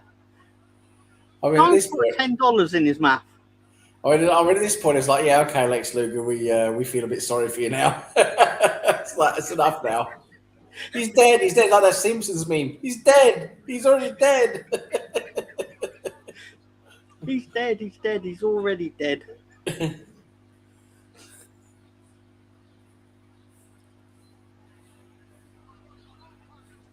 I'm not sure Lex Luger deserves this treatment, personally. Oh, there he goes. Stuck it in his mouth. Yeah, there you go. What's the nomination? Poor Lex having $10 shoved in his mouth on a nightly basis. Oh, I can't really see. Ian's enjoying something. I mean, this is getting quite sad, really. Like, he's still beating him up. He's still going off and he's still going kicking people. If I was doing this now, Sam, I'd have him go back in there for a third time. He's lying there with fucking dollars in his mouth. They might as well have pulled his pants down and stuck his thumb up his arse. stick a $10 bill up his arsehole. Fucking hell. I mean, is this the end of Lex Luger then? No, it's really not. I mean, fucking hell. How's he going to come back from this?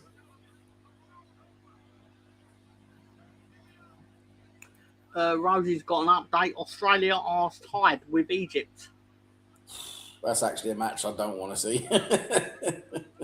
That was partly when I saw it was going to be Egypt and Australia. I thought, Sam, we should probably go live this evening. I don't mind missing that one. Well, there it is. Next Friday, I don't know what's actually going to be playing, so I don't think we quite know what's happening next Friday yet, do we? But we'll play it a bit by ear, I think. Next Friday, 8 p.m, it's either going to be Portugal or Spain versus United States or Belgium. We'll play it a bit by ear. I don't know. I think loads of people are going to be watching that anyway, aren't they? Yeah. What do you call an Egyptian taxi driver? Tuan Kumdun. Rosie, that's the third time you've done that joke now. That's the third time. Oh, look who's back. Gorilla Monsoon, and he's furious with Tatanka. Gorilla Monsoon. I love Gorilla Monsoon. He still hasn't I found his just arch nemesis, associated though. with Bobby Heenan. Did you know that, Tom? That Gorilla Monsoon still hasn't found his arch nemesis, Who's his arch nemesis, sir? Orangutan Hurricane.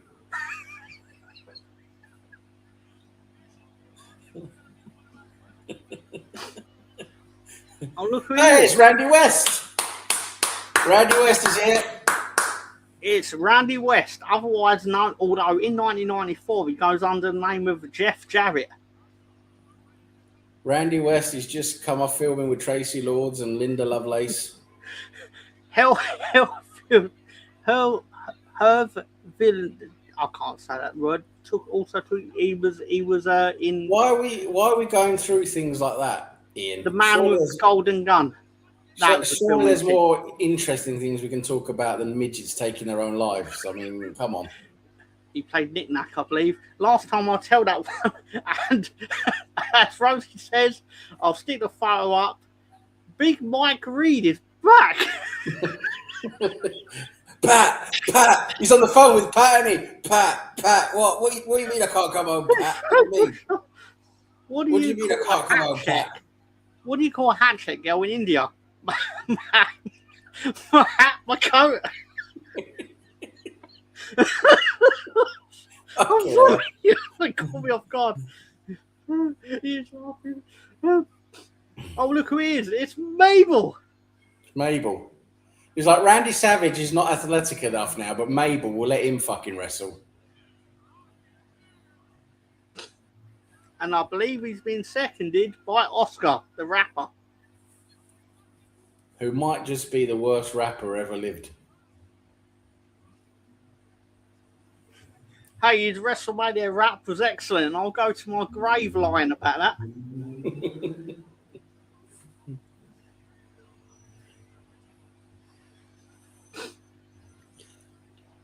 I think Mabel is done quite well considering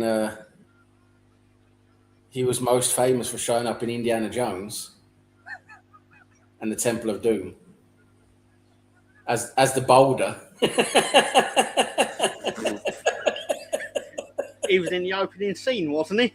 Yeah, he's in the opening scene as the Boulder. I thought you was going to talk about his turn in Star Wars as Jabba the Hutt. Is it Raiders of the Lost Ark that came first? It was, wasn't it? Or was it Temple of Doom? Yeah, no, Temple of Doom was second. Yeah, so which one was the Boulder? Was that Raiders of the Lost Ark? Yeah, I think that's correct. Yeah, so it's in Raiders of the Lost Ark then as he plays the Boulder. The big question is, did they shit themselves before or after they shot themselves? Fucking hell, yeah. I remember when I had a really prominent Adam's apple. What the fuck is going on with this chat tonight? This is outrageous content. I love it. What the fuck is going on with this chat tonight? Can we get back to some kind of realm of normality, please? We are underway with Mabel versus Jeff Jarrett. I love Jarrett's outfit, by the way. Sorry, I love both outfits. He doesn't look as this JJ guy doesn't look as much. Wearing? I was going to say this JJ guy doesn't look as much like Randy West without his glasses on. When he's got his sunglasses on, he looks just like Randy West.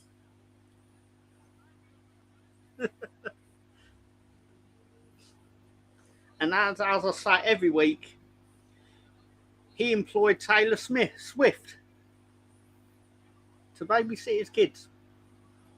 That's an incredible fact there that we only provide on this show. He came dressed as the big purple one from Quality Street. What's Yeah. about Barney?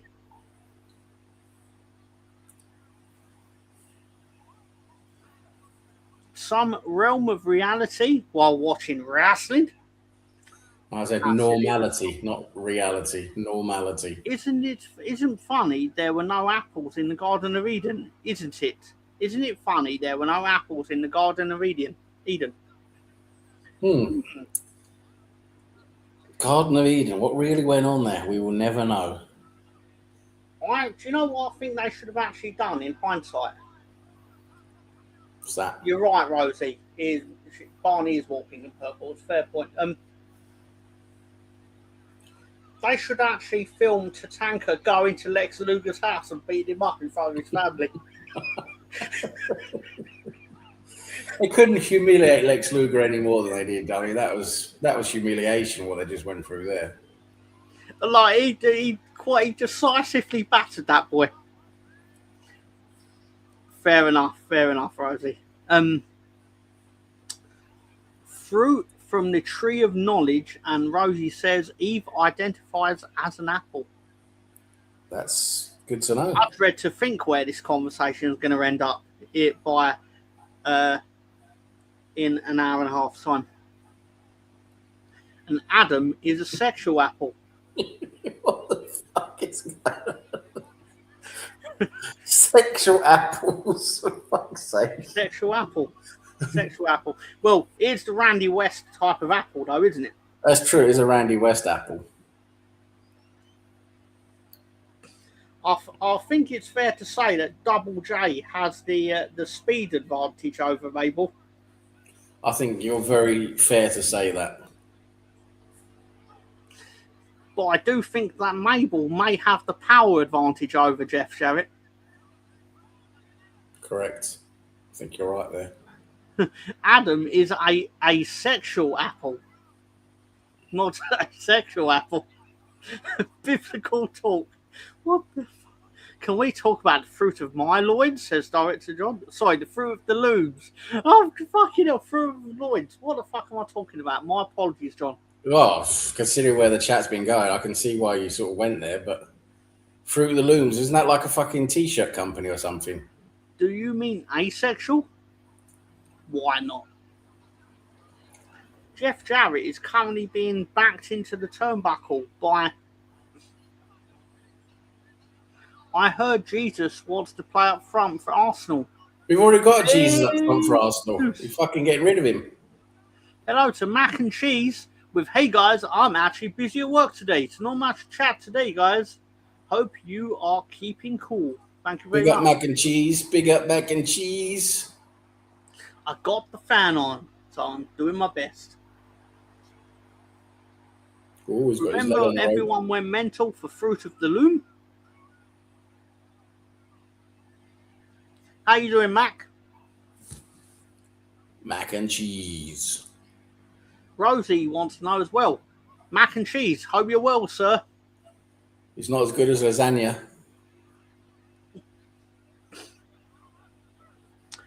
Jeff Jarrett's going to punch Oscar. Don't do that. More importantly, where's Mo? They should punch Oscar for being an incredibly poor rapper. Fucking Oscar slapped Jeff Jarrett. That should be a crime punishable by death. Should be. You too, Rosie, and the crew. Don't take the name of my son in vain. This has become part of my Friday routine. It's good to have you. Good to have you on board, Mac.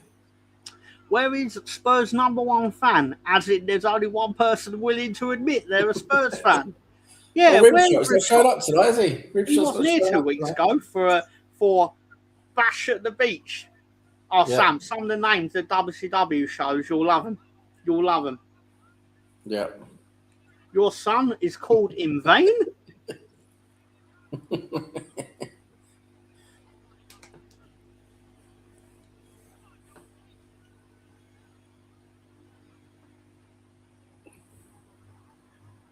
Oh, we missed there. He's got him. Has he got him? It will be fun to see a championship side with a 90k stadium, LOL.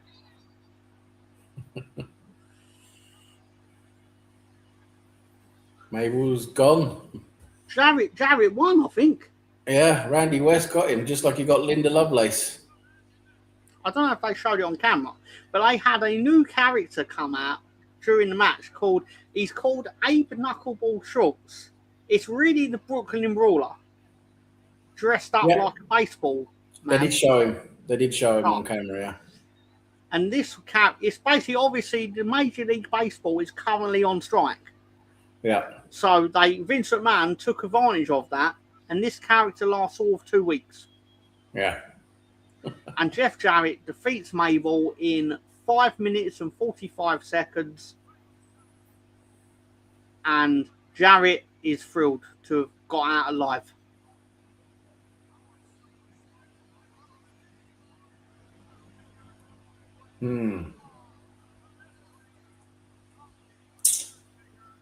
The mystery of the Undertaker.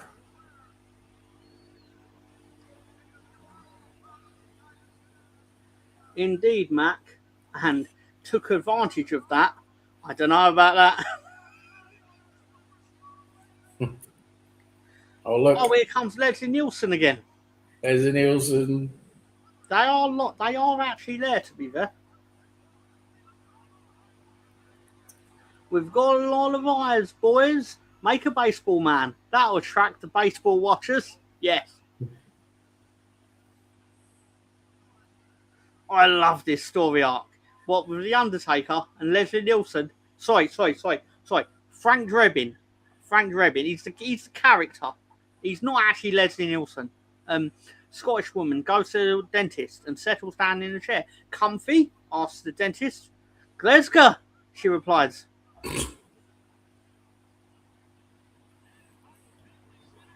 That's fucking Scottish joke. Here comes Hart, the Hart brothers. Yeah, it's class. Thank you, Mac and Cheese. Yeah, we're going to go through what has led us here today with the Hart brothers.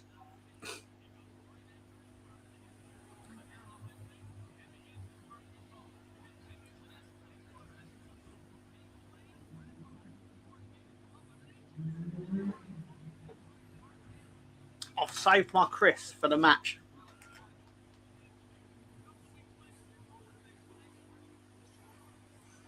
I got it, Rosie. And Mac and Cheese says I didn't get it.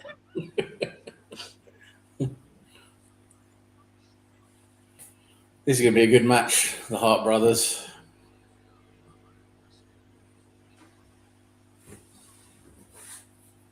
Be a very good match. I've gained I don't say I gained a new appreciation of Bret, because I've always appreciated Bret, but just watching him on a weekly basis, it's just like, he's so fucking good. Plus, it's obviously, the better he is, and the bigger a prick Shawn Michaels is. I love when I kick my leg out of your leg, Bret.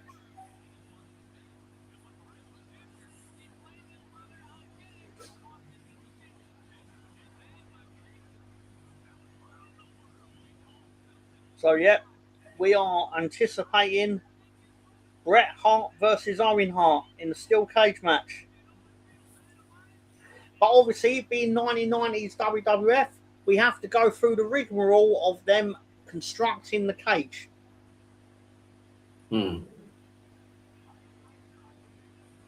They've not quite worked out how to do it quickly. So, Sam, what do you think they're going to do to stall for time? Are they going to manage to find Dino Bravo again and see if he can break his bench press record? They actually should do that.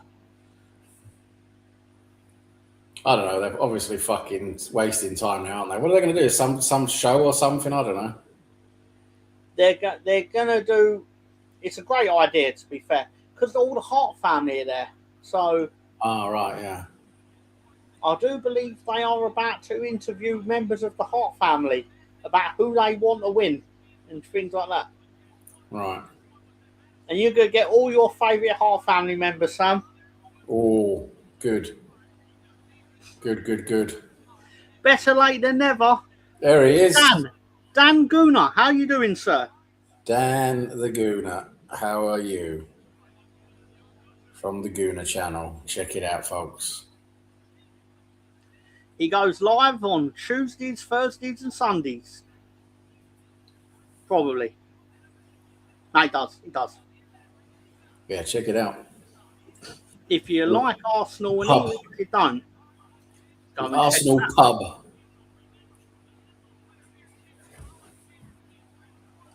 Ready to rumble. Though we haven't got Michael Buffer this week, unfortunately. That's true. He has been on, hasn't he? Doing the. We had him last week on, but he's not here this week. We had Shaquille O'Neal last week. What does he do for the rest of the week? John, he probably checks his emails. I don't know. I don't know. It's going to be a good match. The Hart brothers.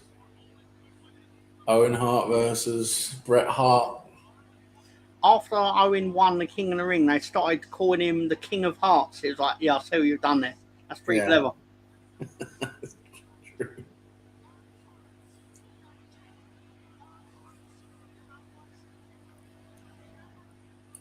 Well, they're showing every bit, aren't they? Of all the what's they need the time. They need the time. They managed to make sure to get Bruce Hart confronting them on TV. Yeah. Because I love me some Bruce Hart. Suppose they needed the time to put up the steel cage, I suppose. They do. And Dan has made it clear because he wants to get into the spirit of the action, he's wearing his spandex.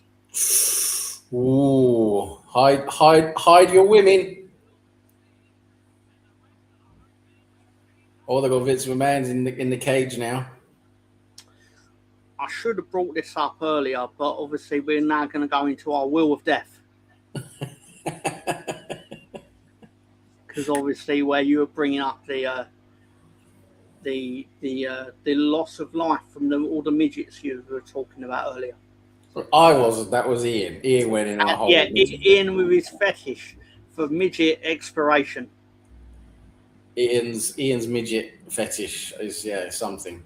Speaking of that, I don't know if Dink is still alive. Probably. Hmm.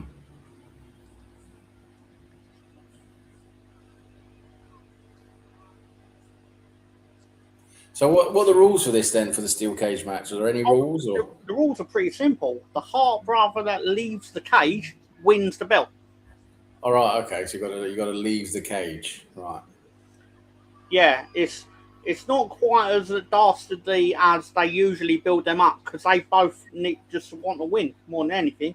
And Director John has sent me, have fun at work tomorrow, England. Thank you, John. But it's Saturday. It's my day off. So joke's on you. No. Well, it looks like they got the steel cage nearly ready. They are constructing the cage, and we have got to suffer through 20 minutes of cage construction because of wrestling. They've not worked out yet, so I can't remember the exact year it happened. But eventually, why don't we just hang the cage above the ring and then lower it down? Yeah, I suppose that would make more sense, wouldn't it? Do it to John. It says LOL. Well, we've got the Hart parents here. Oh, yeah, we've got the Hart family, and they are interviewing Bret Hart's mother. He looks a bit lost, doesn't he? The dad. Stu Hart on the left. He looks like a man who doesn't know where he is. He's like, why am I here? What am I doing? And I do believe when they interview Stu, he's going to go stretch him, Bret. Stretch him, Bret. At Gooner Channel. Dan, how's your day been, sir? From Rosie. Fucking Americans, says Rosie. Continuing my fascination, is Dink dead? I'll look it up just for you, Ian. How nice of The Rock to turn up behind that old couple. What Davey boy? Oh, look who else there. Look who they've rehired. That, where is he? Davey Boy. Davey Boy. Also, Bruce Hart is in attendance. Bruce Hart is here, ladies and gentlemen. Bruce Hart. If you want to watch along with us, Dan, it's on Netflix, so we'll give you the timestamp what we're on. If you want to watch, you can. It's on WWF SummerSlam 1994 on Netflix. If you actually want to watch it. You love us, Rosie. Hi, Rosie. Just finished dinner and settling down to this feast of wrestling. How about you? Oh yeah, Dan. I do go to the trouble of finding photos that match the bullshit we're watching, for the benefit of people that aren't watching. It's Anvil, isn't it? You're right, Sam. That is Jimmy Anvil Neidhart. And Vince is interviewing him. But my actual favourite bit is about to happen when Bruce Hart gets the microphone. And Bruce goes into business for himself and just starts threatening Anvil. Because of course he does. Bruce Hart's eager. You can see him, he's fucking eager. He's like, let me on the microphone, let me on. Had a nap about tea time and woke up at 7:30. Didn't know if it was New Year or New York, having a late dinner. What did you have, Dan? Says Rosie. Mac and cheese says, finishing dinner. Did you have mac and cheese for dinner? And Pincushion says, what an annoying face. Is that Anvil or Bruce Hart? Both. Schnitzel. It's a classic Friday night dinner. That's very Austrian, isn't it? Schnitzel. Schnitzel. And I do like, yes, Davey Boy is Davey Boy, who's noticeably bigger than everyone else sat there because he's fucking massive. Look at Bruce Hart, thinks he's all tough in his leather jacket. Bruce Hart sat there just like, and to the left of Davey Boy is Diana Hart, Bret Hart and Owen's sister. I believe they're all Bret's sisters. Actually, Owen Hart's wife is on the left. She's got a lot of money because they paid her out massive following the accident. Well, at least Bret Hart's not wearing a fucking zebra costume. Yep, Bret's actually dressed like a wrestler. Yep. Unlike Shawn Michaels, who turned up to work dressed like a cunt. Pardon my language. I'm actually making mac and cheese with garlic bread, says Rosie, and the couldn't from Leeds. Yes. Schnitzel, is that to celebrate your win yesterday? Says Rosie. Don't you mean macaroni, cheese, Rosie? And Gunnar Dan says, I appreciate the photos very much. I appreciate that, Dan. Thank you. Yeah, it's easier to follow along if you're not actually watching it than when Tom's done the photos. You are not making me. Says. That's very clever. That's all gone wrong. Ouch, Rosie. Austria made it to the knockout stages. Scotland made it back on the bus.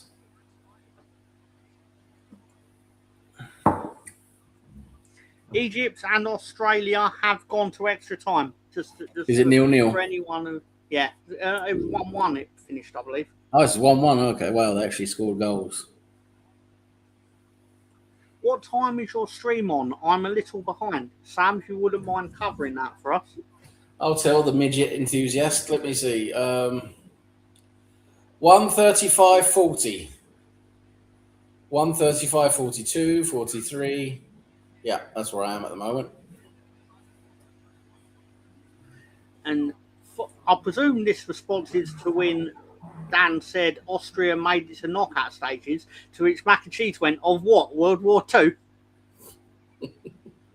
Unless I've got that wrong and then I'm making up an entirely new joke. But I don't really want to take credit for it. Schnitzel is pronounced Odegaard, or as Gary would say, Odegaard. All the good, all the good, all the good. The Australian goal was an OG, an Arsenal special, Oh, what, an original gangster? says Rosie.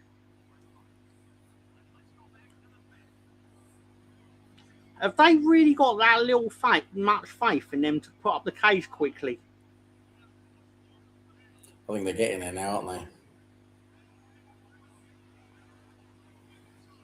I think we're finally ready for the main.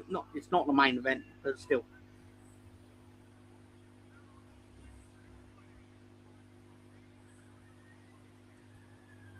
Well, they're getting ready now. Laugh out loud, Dan. It's because we are poor, can't pay to get through stages. I think Gary had something to do with that own goal. Hello to Allah Bugwafi. Apologies if I'm pronouncing that wrongly. With SummerSlam 94 was a fun show. Classic cage match. The Intercontinental match was cool, and even the Undertaker stuff was fun. One of the best shows from the new generation era. Yeah, I agree with that actually. Good to see you, Allah Bhagwati. And Rosie says, welcome. Welcome, welcome. It's time for the challenger. Owen Hart looking just like Bret Hart. Fucking hell. I like how their technology has increased to we can now project images onto the wall. Yeah. And here comes Owen. Heartbreak.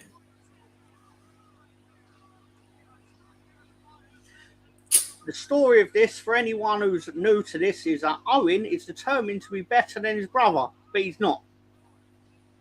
Yeah, it's been a rivalry for a long while. He has already beaten his brother, but he wants to do it again for the belt.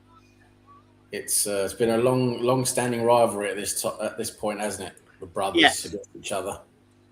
And the only member of the Hart family that's actually clapping Owen is Jim the Anvil Neidhart for some reason.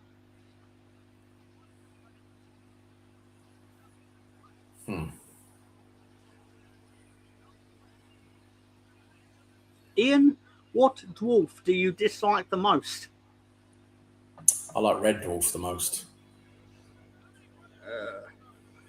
I'm going to try and answer whether Dink the Clown is alive or not.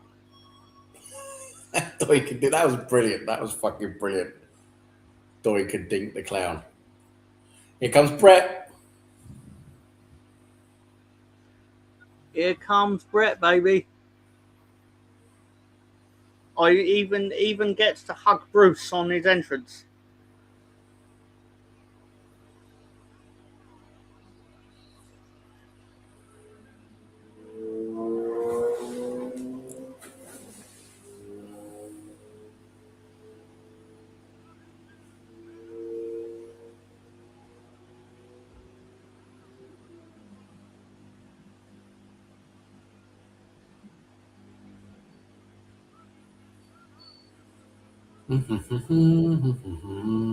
Dink is still alive. Ian, Dink is still alive, though he's currently 69 years old.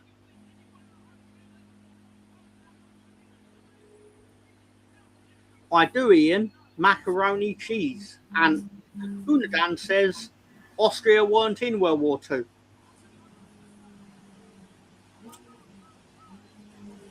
I learned something new today.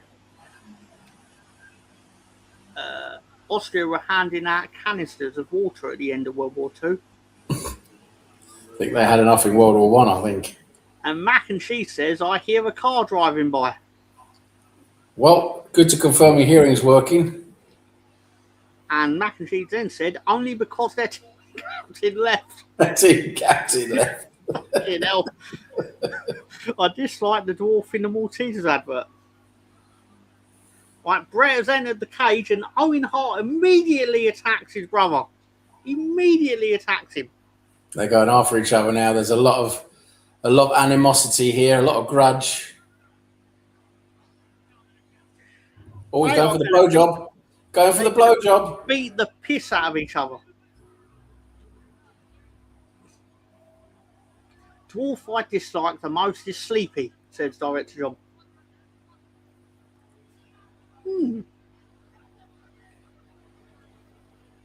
In fact, I'm going to break out my crisp of the week. Oh, are they the same as every week? Oh, yes, they are. Yes, they are. Yes, they are. When they're your favourite, you haven't got to try another one.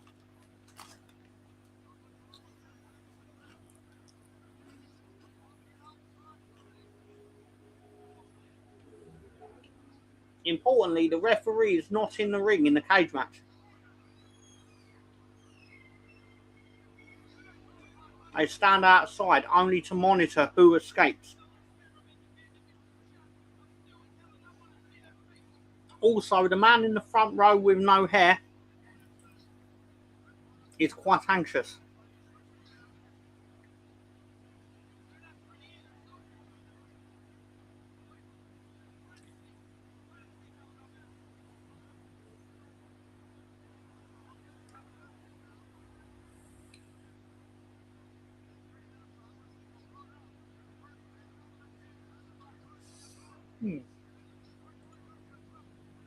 Owen is giving his brother a bit of a slap.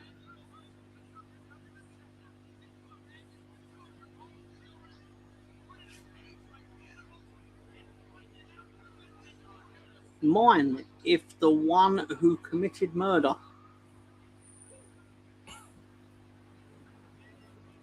Seven dwarfs in a bath, all feeling happy. Happy got out, so they all felt grumpy.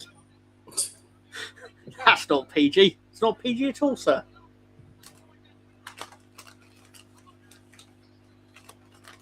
Stu and Helen are looking on, looking concerned. He still doesn't know where he is. Oh, where am I? Luther versus Bull Nakano was dope. It was. That was an amazing match. That was an incredible match, that was. That was what they called Alundra Blayze when she was in WCW. They called her Medusa. Even though I was about, it was only about a month ago that I worked out that they call her Medusa because it's short for Made in the USA.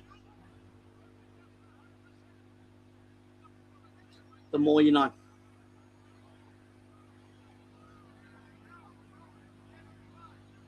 Owen's now trying to climb out of the cage. And Bret's now trying to chase him. Always thought Blayze versus Nakano was better than anything Trish did. It's a fair point. Although she did improve a lot, though, to be fair to her. Bret is going to suplex Owen off the top of the cage. Sorry, the top rope, sorry. Dopey is cute.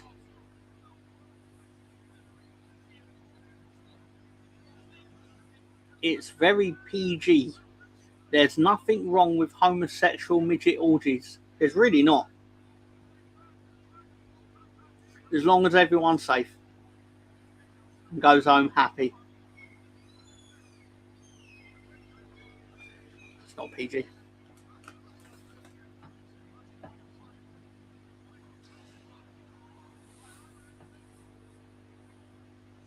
Fresh tomato in mac and cheese. Yay or nay? Well, I would say nay because I don't eat cheese. But I like mac and cheese, to be honest.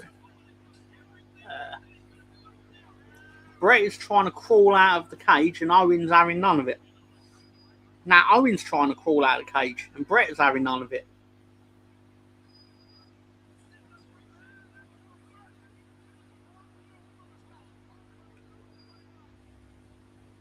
I like some pasta sauce in mine.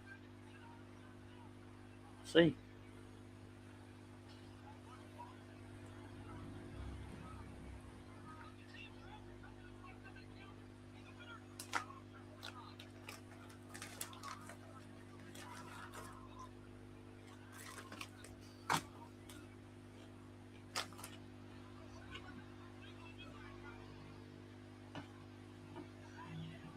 I wonder if at the time Bret knows that Bill Goldberg exists.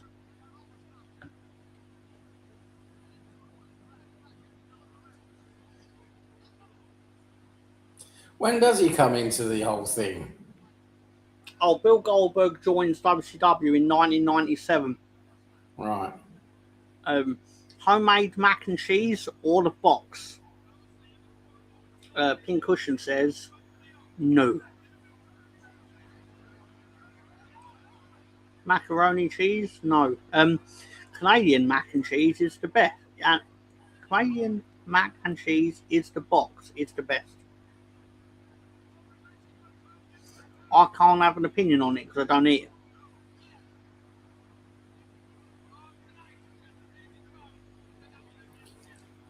it. Bret Hart still behind here. They are literally trying to just escape their life.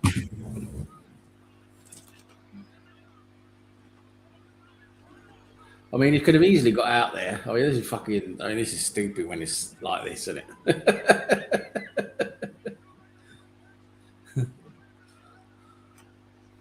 Get some. I'll mail it to you. Sorry, I'm multitasking. Fucking hell, he's multitasking. Fucking Canadians. Canadians, you can't trust them.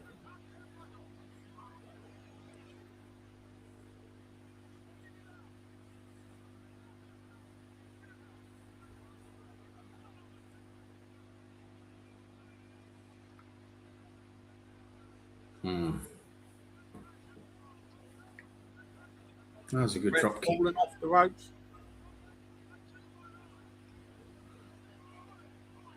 Oh, Owen with a drop kick from the top rope. I bet that hurt.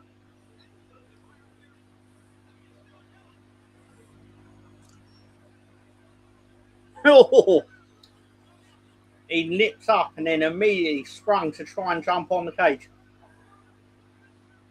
He's over. Another time we could have easily got out there.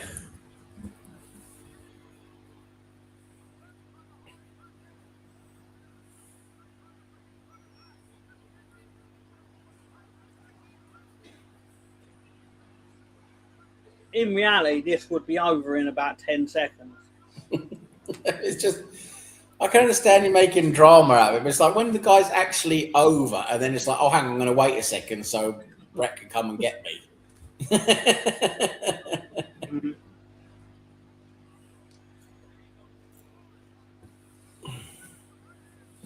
I'll be right back. Just off to the loop. No problem.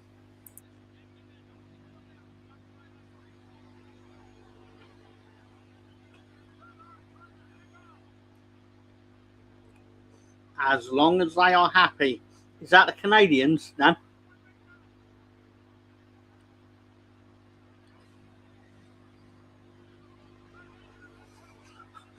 Or sneezy or dopey.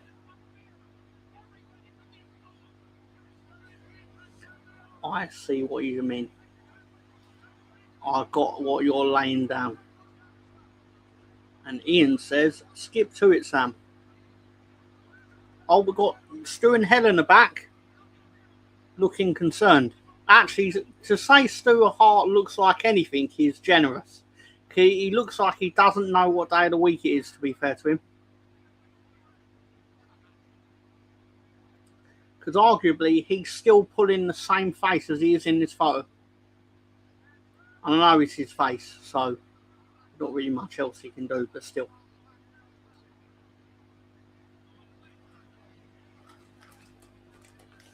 They must be fucking shattered at this point.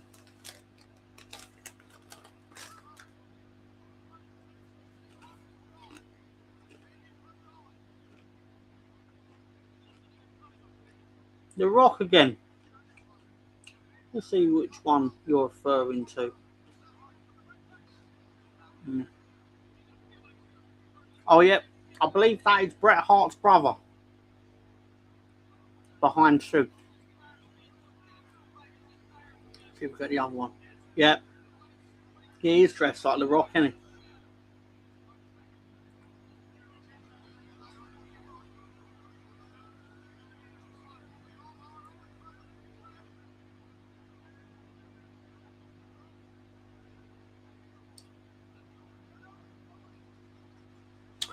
Owen is crawling over to the corner to try and get out the door, and Bret is having none of it. It's not time to leave.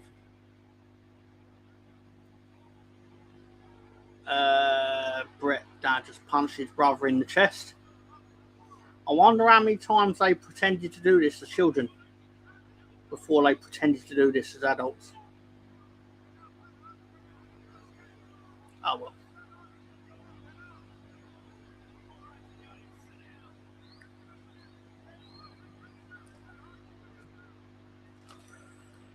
Bret's gone to the top of the cage and Owen's chasing after him like his life depends on it.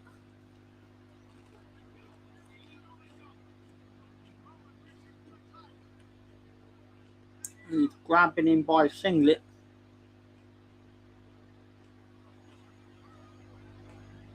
Now he's got his head up his arse. Not literally. Like, kind of literally.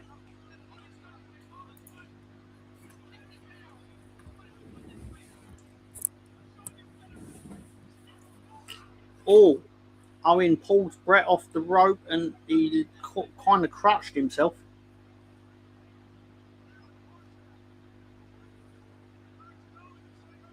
Anvil is proper pleased with this turn of events, and I imagine Bruce, my boy, Bruce Hart is not impressed. So now they've all of a sudden decided to open the cage then. You'd have to call out for the referee to open it. I understand him. Yeah, Bret's now going to try and put his head up his ass. That's not PG. Really not PG. Oh, God. He's pulled him back into the ring. Davey Boy got up out of his seat. What was it? Who does Davey support in this? Bret? Yeah, I think so. I mean, he's kind of neutral, but really he supports Bret.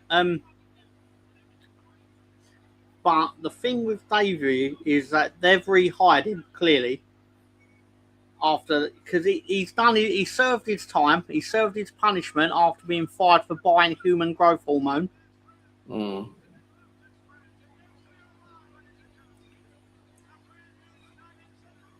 That's why he puts oil on his hair. It's a fair point in. And in between leaving in 92, he has worked for WCW, but he got fired from WCW because I believe he had a road rage incident, if I remember rightly. So it was just better for him to leave, yeah. Oh.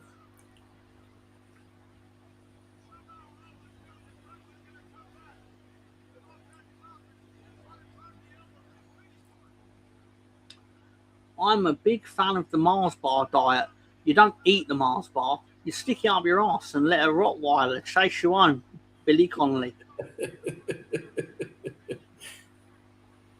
So why doesn't he ask for the cage to be open then? Why is he trying to go over the top again? I suppose it's more dramatic if you go over the top. What in reality, the heels try to go out the door and the faces try to go out the top over the top historically. But really, they're just trying to get away from each other to win.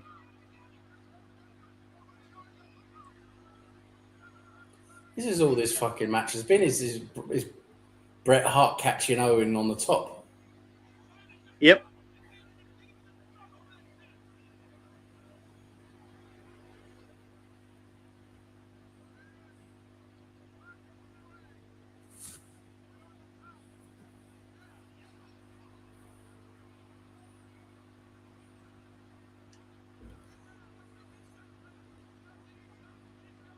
I personally always thought the best action in this show was Alundra Blayze of Paul Nakano.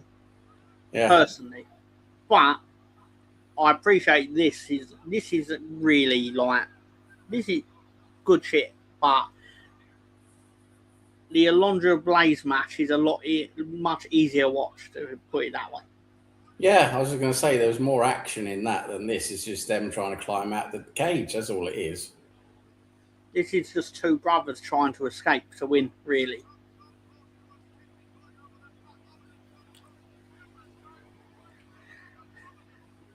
Pincushion says, this isn't very convincing. Fair enough. Tarak's going to be really upset because this is one of Tarak's favourite wrestling matches.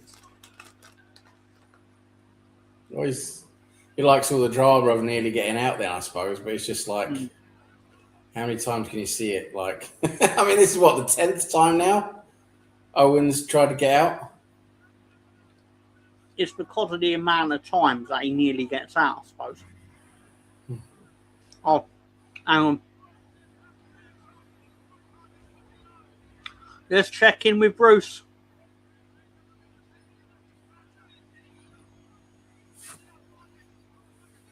Well, we smashed Owen Hart's head into the cage. I mean, that's Where is Teabag? I believe he had to take his wife to IKEA. If I'm wrong on the store, then I apologise.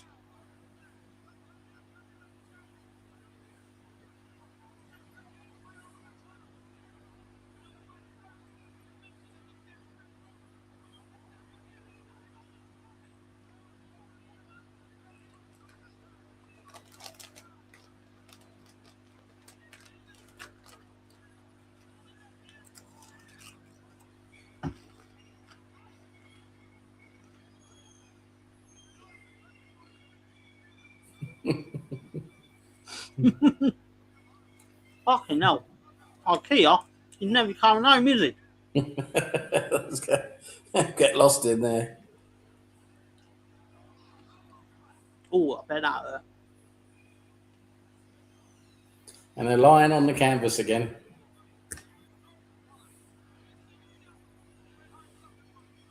Could he not pretend he fell off a ladder to get out to go into IKEA?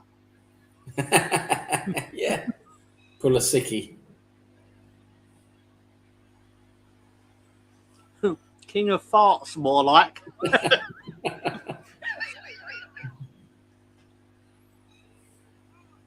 Ian, can you do an anagram out of Owen Hart? I'll say that knowing I couldn't, personally.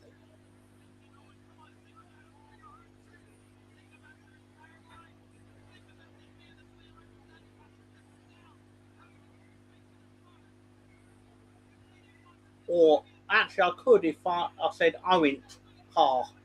I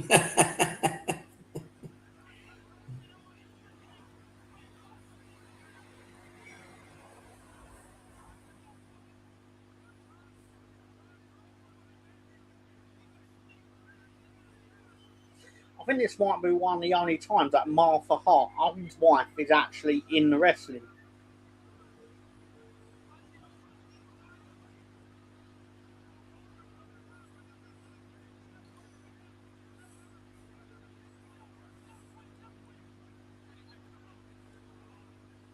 Owen's climbing up the cage and the Bret's caught him again. And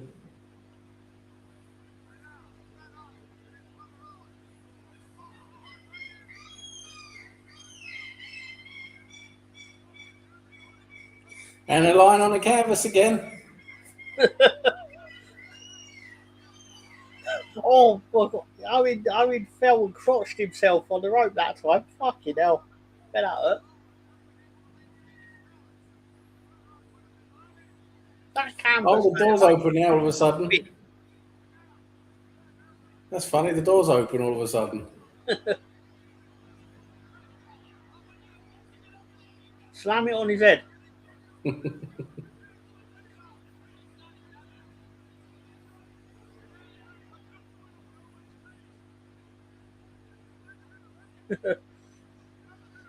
kick Owen in the face.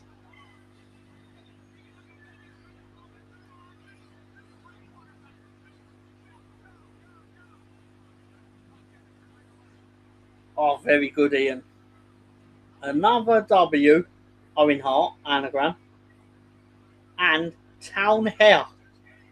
Incredible. Ooh. Very good. That's good. Trandahur.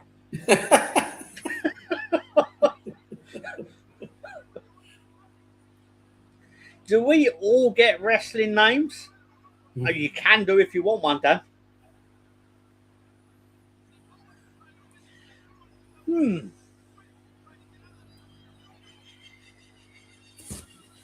Oh, the line on the canvas again. I'm trying to now think of a wrestling name for Dan. Dan, the auspicious Austrian. The auspicious Austrian. Auspicious Austrian.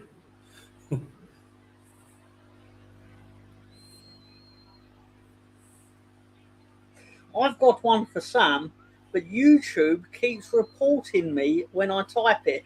It says, please try harder.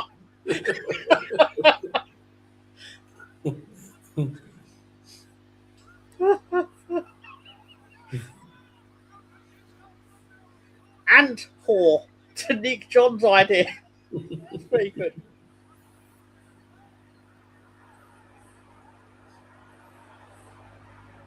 If you had a shot every time Bret or Owen tried to escape this cage and got prevented, you'd be dead within 10 minutes. Yeah, true. If you had a shot for every time the referee opened the cage door, you'd be dead in 5 minutes. Don Juan 2. Dan Juan 2. That's his wrestling name, yeah? Dan Juan. Yeah, Dan. I don't know why I said Don, because I can't read. Dan Juan, that's a good wrestling name. Dan Juan. What's the 2 for?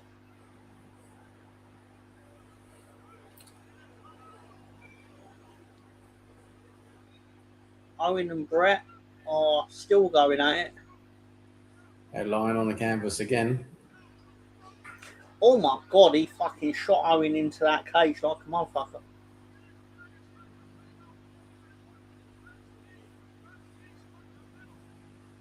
Vic looks pleased in the front row. Because there's already a Dan Juan. My apologies, Rosie. I don't know why I didn't think of that. I didn't anticipate the copyright on Dan Juan. My apologies.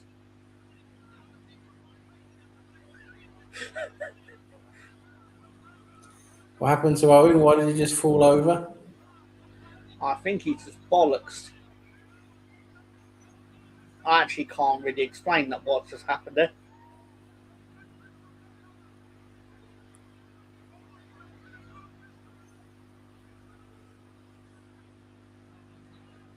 Ian with Ron Wheat. That's actually very good as well. Oh, that looks painful.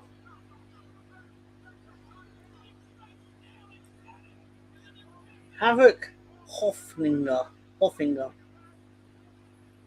Havoc Hoffinger. It's another good wrestling name for Dan. Owen with a spinning heel kick. It's right on the money. Bret's having a good old rest. Not that he's had enough rest in this match. Oh, Clobber Dan. Dan can come out and go, it's clobbering time. like Sam's hero, CM Punk.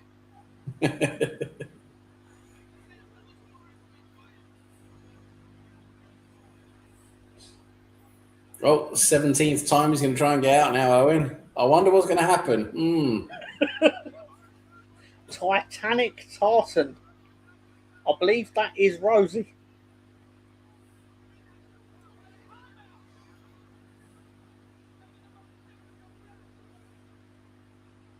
I thought it was going to be entertaining. It's not. I don't think it's violent enough, personally. No, but the thing is, I thought that was actually going to be wrestling. This is not wrestling. This is just Owen Hart climbing on a cage.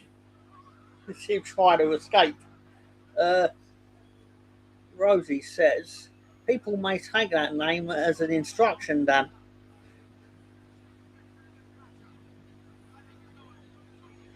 Ho Wanta and Titanic is smaller than I am, but well thought out.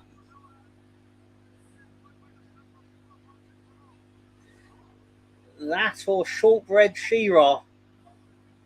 Shortbread She-Ra. She-Ra. The Shortbread She-Ra. Rosie the Gary Killer. Rosie the Gary Killer. She went to Sacramento and killed Gary. Oh, it kicked off Owen Hart, kicked him in the face.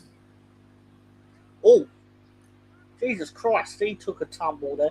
Fucking hell, Owen has flown around this ring, to be fair to him. More importantly than anything, what is Bruce Hart doing in this moment right now? Yeah, let's have a look, please.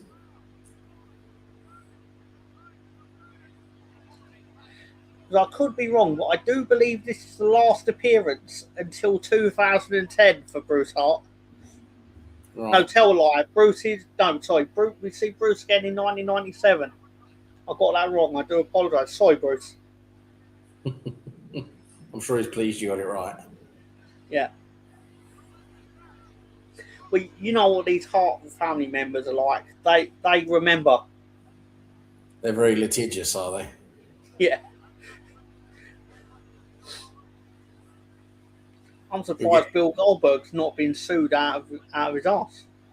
Tom gets an email from fucking Bruce Hart. Why didn't you mention me correctly?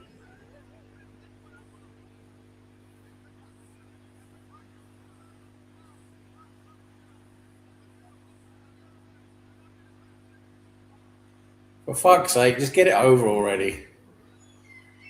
Open the door. You already opened the door 3 times. Just open the door and let him out. Oh, no, he has to climb again. Okay, right, okay. Did Jerry Lawler just say that British Border looks like a trained seal based on how he's clapping for Bret?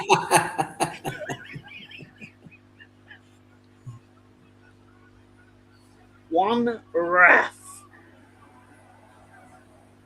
There we go. That's a decent move off of the top of their corner. Yes. Oh, yeah, he's going to suplex him off the top of the cage. Suplex off the top corner.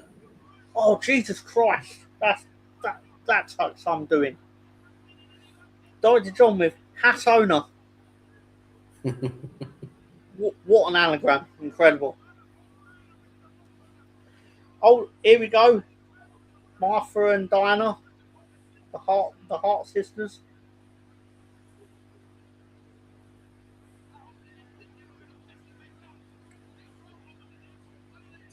That's 3 times he's trying to get up now. Just fucking get up. You're almost going to go back. I get a feeling, Sam, if you could, you would build a time machine to go back to 1994 and tell them off. Yeah. Exactly. Detrimental dam, and it's destroyed dandelions. I'll definitely watch a wrestler called that. Here we go. He's opened the cage again now. Come on, Bret. You can do it. Oh no, Owens awake now.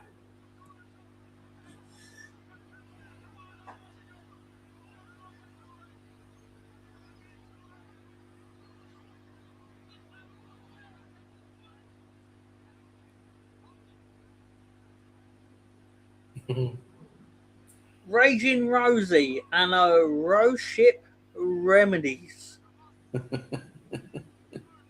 Good name. Ian's correcting me with it's actually a train sea lion, not a seal. Fair enough, Ian. Fair enough. And we have actually got a bit of action. Owen Hart has got the sharpshooter locked in on his brother. That doesn't help though, does it? Because he has to get out, doesn't he, to win? In theory, if he could break his back, he would then be able to get out. Oh no, Bret's turned it around on him.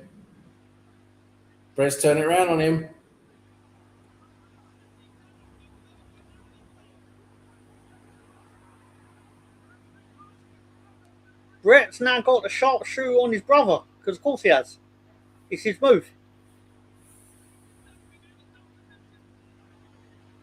And I can attest, I've been putting that, it fucking hurts. But why does he go at the fucking corner then? Why is he Director John says, how long was this match?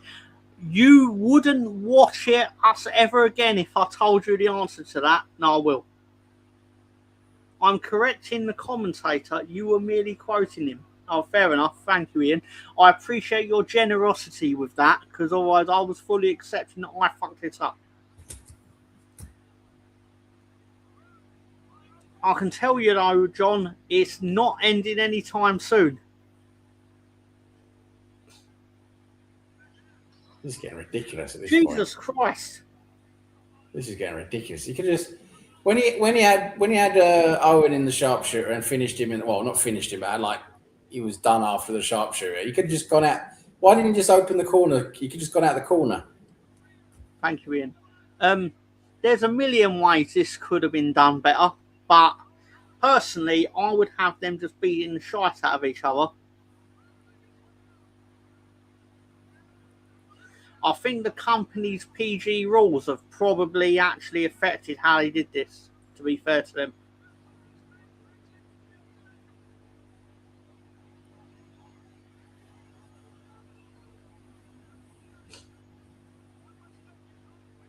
Oh, they're both out now. Okay, gotcha. Right, okay. Oh, actually, they're both out. We are approaching the end, I believe.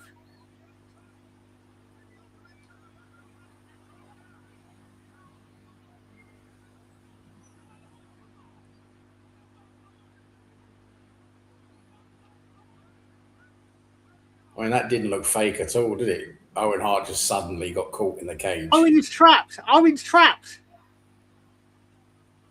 And Bret wins in 32 minutes and 22 seconds. And the Anvil's going, fucking Anvil's gone for British Bulldog. And he's gone for Bret Hart. Oh my Anvil God. immediately attacks Davey Boy Smith. He's taking his top off. It's like, he's gone nuts. He's gone bonkers. They are battering Bret Hart now. He's choking Bret with his own T-shirt. Actually got some of his wife there or whatever it was, his sister. I don't know. Dinah Hart basically got taken over the guardrail herself. And basically Bret, that's Davey Boy's fault because he had his arm round her. They basically thought it'd be really funny, like as a rib to Bret and Owen, to basically like pull their sister over the guardrail. Yeah, it was hilarious. Oh. It wasn't hilarious. It was. Anvil's locking up the cage now, the door. They are battering Bret and they are going to chain the cage up. And with Bret in it. I believe Owen has taken his shoe off and he's using it as a weapon. Yep. And they can't get in there to stop him because of the cage. All the Hart family are trying to get in the cage and like they are not having it.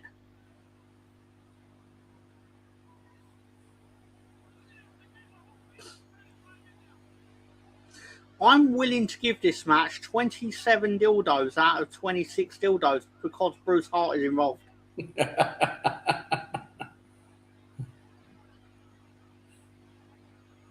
This is the best bit now.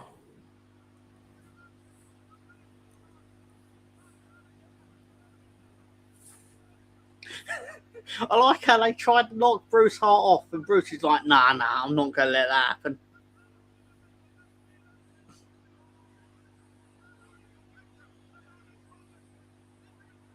Even the Bret, the Hart brother that looks like The Rock,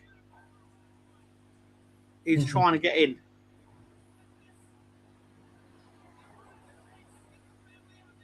Where's Randy West? Bring him back. Oh no, Davey Boy took his shirt off. He means business. He means business now.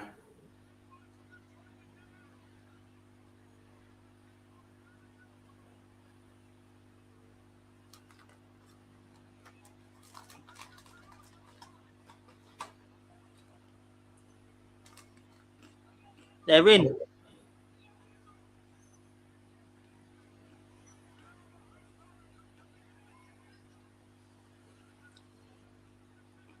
Bruce has finally made it in, and Owen has scarpered like a motherfucker.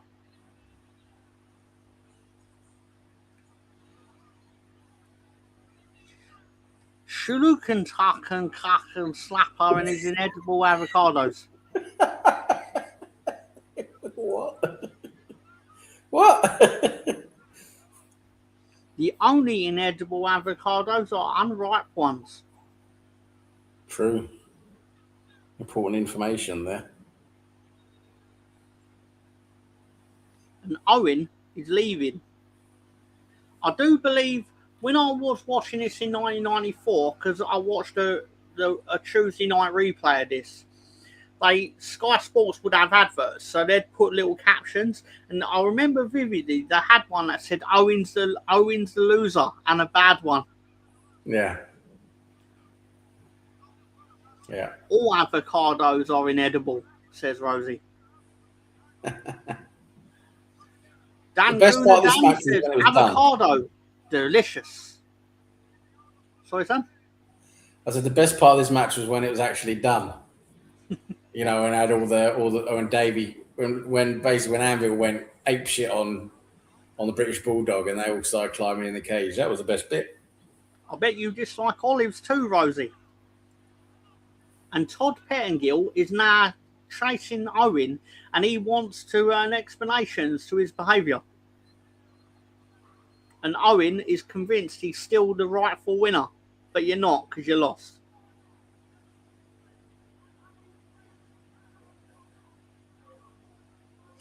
I want to know more about Tatanka. Is Lex Luger all right?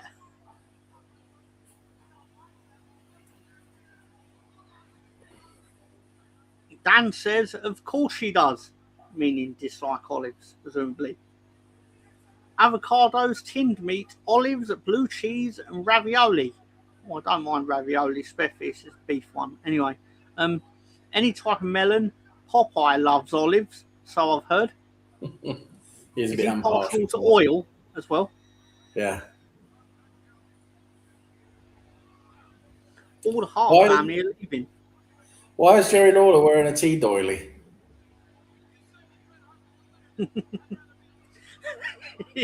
He's wearing my nan's tea doily. Also, Sam, I know you're not going to believe this, but WWE consider Bret Hart versus Owen Hart as the 5th best SummerSlam match ever. I mean,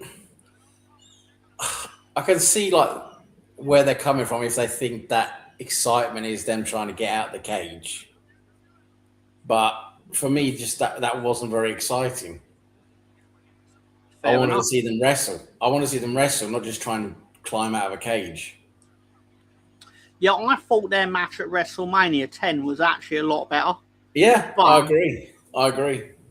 But I like how they did. That was a very different cage match to how it usually happens, because it's usually two very angry guys beating the piss out of each other, whereas them, they don't really want to hurt their brother. They just want to escape and win. Well, what I sort of thought this was going to be was, first of all, I thought it was going to be like a lot more brutal, which it wasn't until the end. I thought it was going to be a lot more brutal, but also I thought they'd actually be doing like a lot of actual wrestling first, and then one of them tries to climb out. Not like after 10 seconds, basically, Owen tries to climb out. You know, I mean, yeah. I thought that was a bit silly, but when it did get good was when it was actually like done, and Owen Hart went ape shit, and then the Anvil went ape shit, and all of that, and they all tried to climb in. I mean, that's when it got entertaining, but the actual match itself, I thought was a bit. Fair enough. I totally get that. Rosie is saying black pudding, kidney, tongue, tripe. To which Dan says, how can you not like spam? I can't tell whether that's sarcastic or not. No food that has savoury jelly, need to go to the opticians. I thought you said, how can I not like Spain? No, admittedly, that's how I read it at first because I do need the opticians. I've had ads. What time are you at? I've not had any ads. So, Sam, what time are we at? I'm on 221 now. 221, 01, 02, 03. Yeah. just past Basically, 2:21. we've got the Undertaker in a coffin. Got the Undertaker in a coffin, going through all of what happened.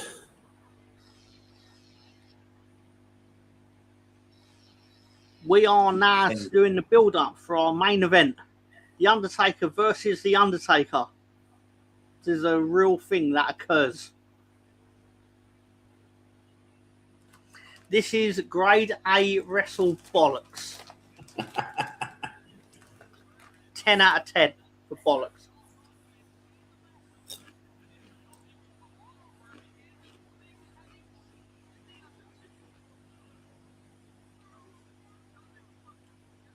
Pate, ceviche, gazpacho, sushi. Oh, these are all the videos. Like, this man, The Undertaker, came in and wanted to buy my coffins.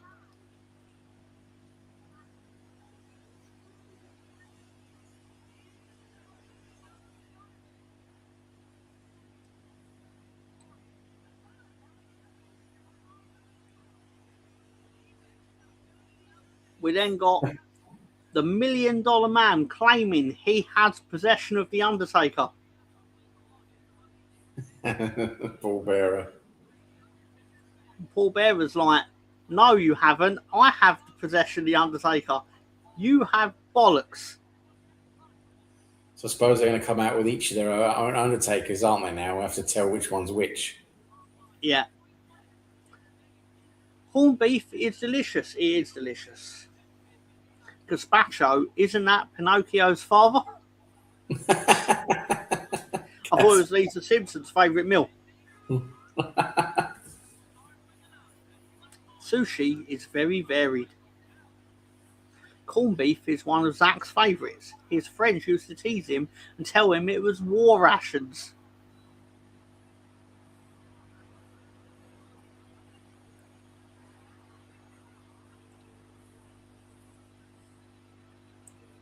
Does Ted DiBiase really have control over The Undertaker?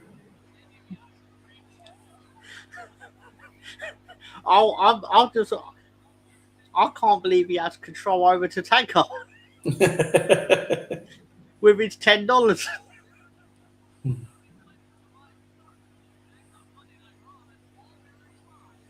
Oh, here comes Paul Bearer. He wants to try and get control of The Undertaker again. That's not a sentence I thought I'd ever say. I like vegetable sushi. I do not like salmon. Dan says Scottish salmon is so good too. It is. Salmon is good. Scottish salmon is good.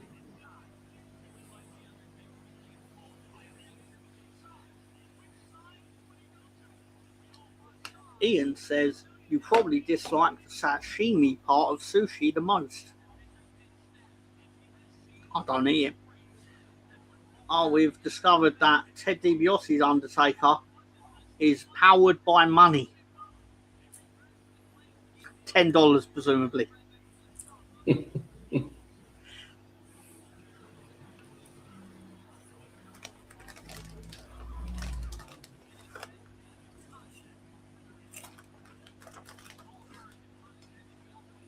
Oh, The Undertaker's going for Paul Bearer. Oh, my God.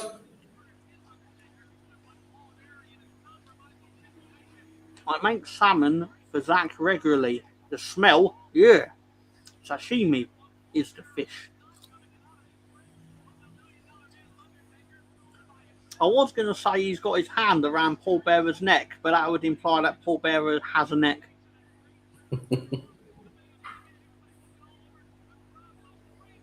All the lights are going.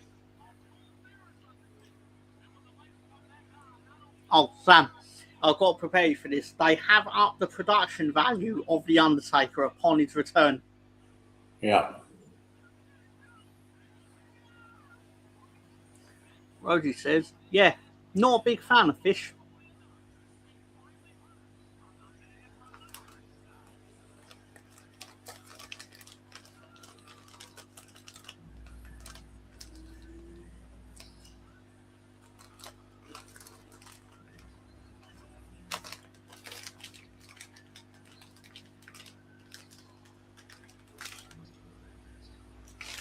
This is what my childhood loved as wrestling, like the Undertaker doing smoke show, light show bollocks. I love the Undertaker. Absolute bullshit. I love it. Let's see how this pans out then. And I like my food cooked. Love king prawns.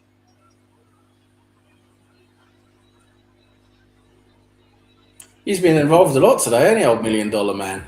Oh yeah, he is all over this fucking show. The only thing he was not involved in was the Hart family shit. Yeah.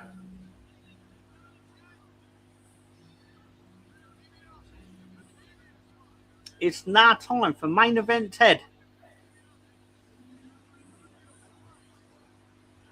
Main event Ted.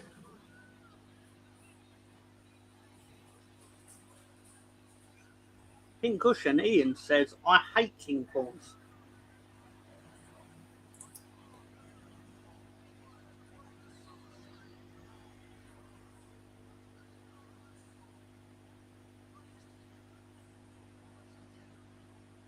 Egypt are currently winning on penalties.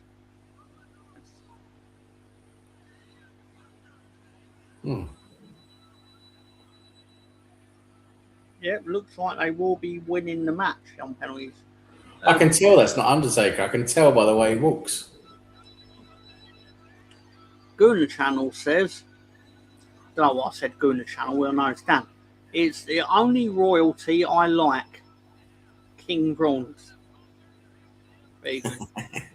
Indeed, Dan. King prawns are nice though.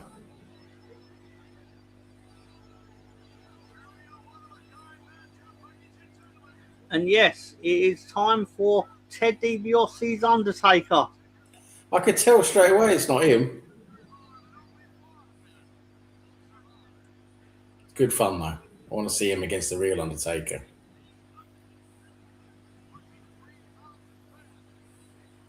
Apparently, because Bret and Owen went half an hour, they had to cut this for time. And Taker was upset. And I think Taker should have been ecstatic because it basically meant that this bollocks got less time. But this bollocks is a lot better. This bollocks is a lot better than the previous bollocks. Egypt won on penalties 4-2. Thank you, Rosie. Now we know. Pink Cushion says, poor Darren. For anyone who doesn't know, Darren is our show's name for The Undertaker. The anagram of The Undertaker is UK Teeth Darren. Colloquially known as Darren. I even started calling him Darren in the slides.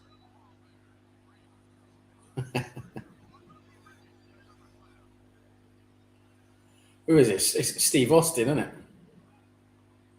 You fucking wished it was Steve Austin.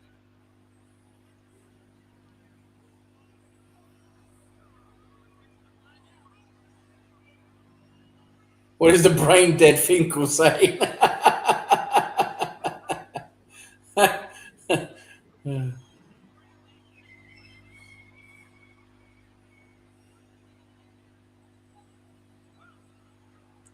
I like how Lawler just immediately starts giving out to Finkel any opportunity. Oh, here comes Paul Bearer.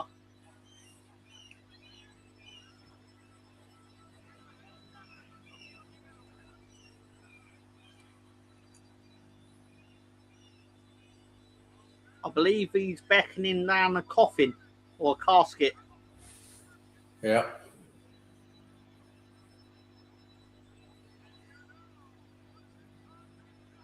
I think they want me to believe it's the same coffin from the Royal Rumble.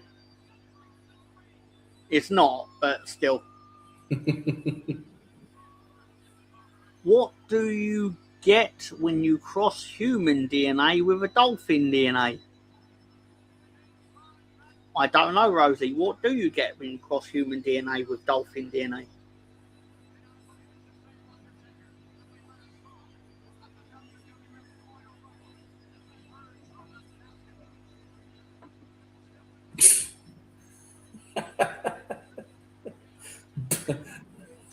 You get banned from Marine World. Yeah, very good. Yeah. Very good. You don't get to go back. You ain't getting invited back for next season. Do you imagine if you got the dolphin pregnant?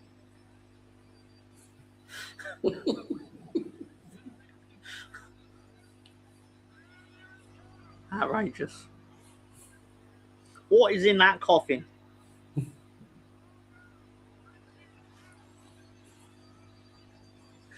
Dan enjoyed something.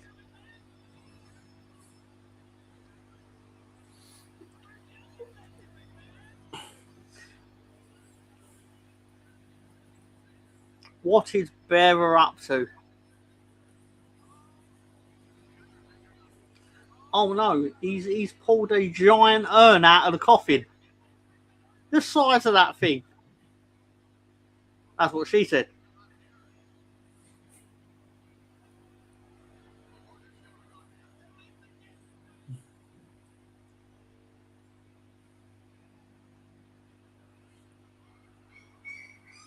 The lights are out. Bearer can barely contain the light within the urn. I can't believe these are the words I'm saying.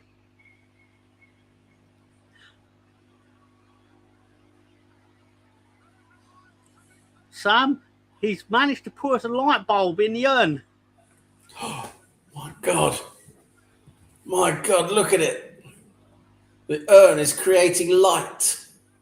My grandpa always said, leave them wanting more. Lovely guy, terrible anaesthetist. Norway has seagulls. Plenty of them.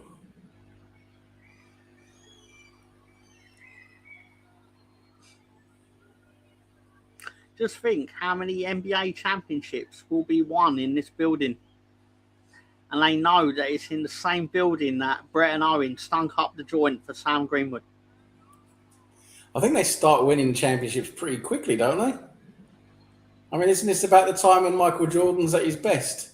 No, because I believe at this point Michael Jordan has retired from basketball because he went to play baseball. Oh, right. I think he rejoins in 1996. I could have that timeline totally wrong. Right, but they're getting close to starting winning all their championships, though, aren't they? They won 3 in the 90s, and then Michael Jordan retired, and then he returned after doing Space Jam, and that's when they won 3 more, and that's all they've ever won.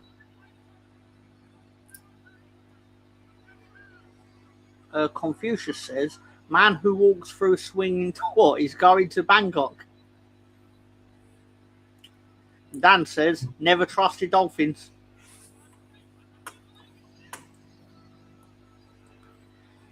Aren't male dolphins supposed to be sexually aggressive towards people?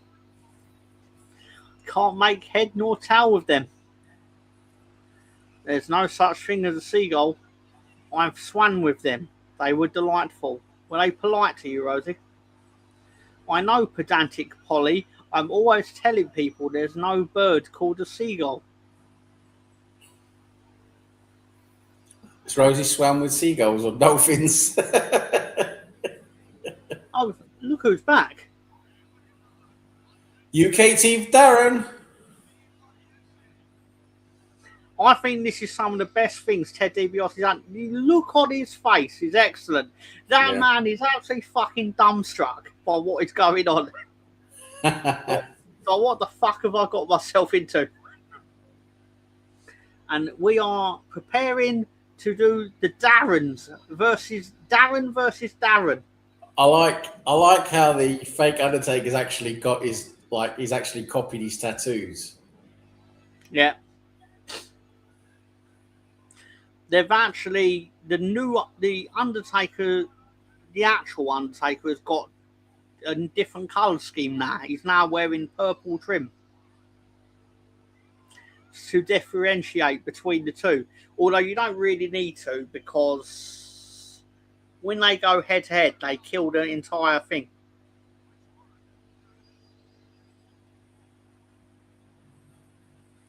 I can imagine Somewhere this was there's huge a at the time. dolphin. Somewhere there's a dolphin whose dream of swimming with humans was realised because of Rosie. Fair point. We are approaching the moment where they go face to face. I was just saying, like, I imagine this was huge when you're a kid, you're first watching this. Oh, when I was a kid, I thought this was the coolest thing ever. I mean, Undertaker versus Undertaker. I mean, that's pretty big, isn't it? To be fair to them, they found someone who's quite similar, haven't they? Mm-hmm. Here we go. We're underway. Darren versus Darren.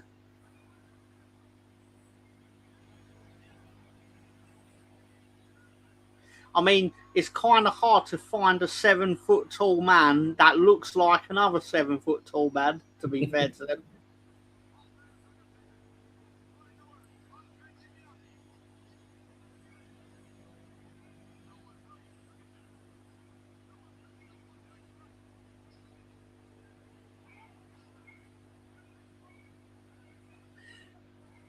If I remember rightly, though, the crowd are definitely silent for this because this is such fucking bollocks. And Vince McMahon has to acknowledge it. It's like the crowd almost doesn't know what to make of it. It's like, yeah, because it's fucking bollocks.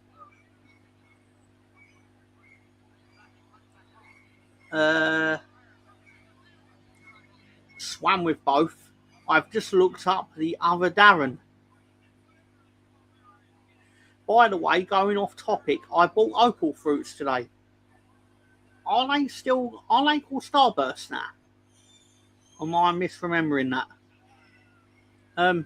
Not tried them yet. More than 30 years since I had them. Opal fruits are lovely. Are you waiting for me to comment on your confectionery purchase, Rosie? That's sweet of you. Sweet of you to think so, Ian. The name of them. Ah. She did it expecting someone to correct her. I fell for your cunning trap, Rosie. Aren't they Starburst now? Says Dan.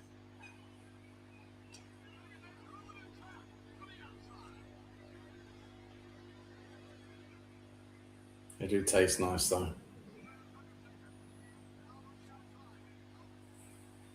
I mean,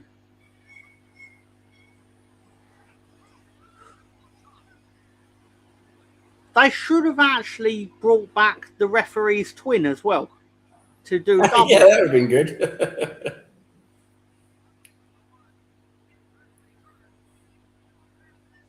Ian says, that's the joke. That's my point. Fair enough.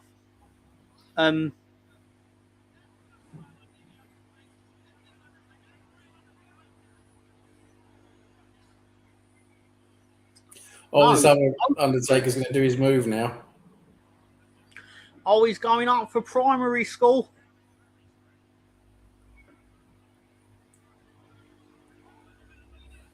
Denied. Oh, Rosie's actually got opal fruits, to be fair. Limited edition, apparently.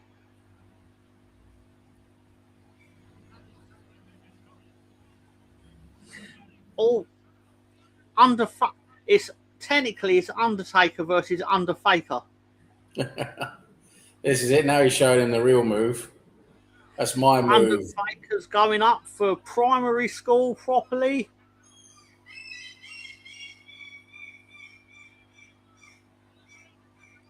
Ian confirms Rosie owns a TARDIS.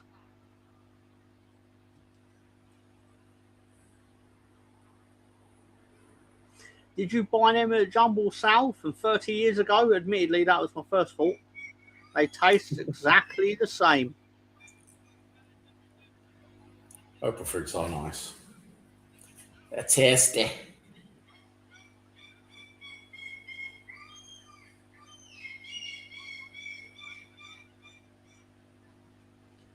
Made to make your mouth water.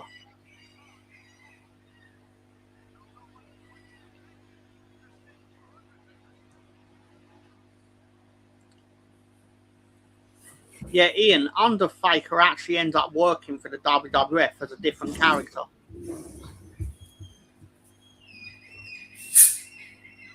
No, I stole him at the jumble sale. Denied.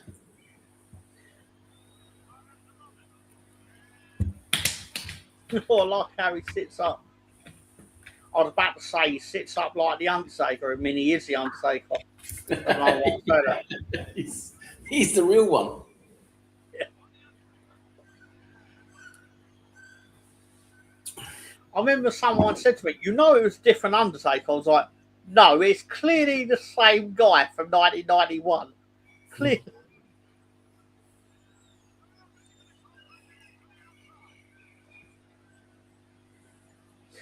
The referee, I feel sorry for him because he's walking around the ring as if to go, "This is fucking bollocks. What am I doing here?"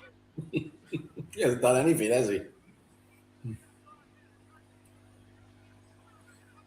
You're far too young to remember the Opal Fruits ad song, Tom. Thank you very much, Ian. I'll take that. Because you're right. I was.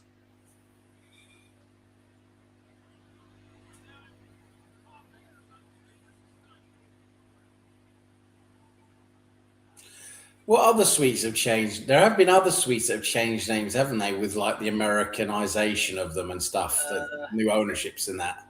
Weren't Dime Bars cooked, but didn't they become Dame? Yeah, and then he's also got wasn't Marathon turned into Snickers, didn't it? Yeah. Marathon turned into Snickers. Yeah, I remember that one.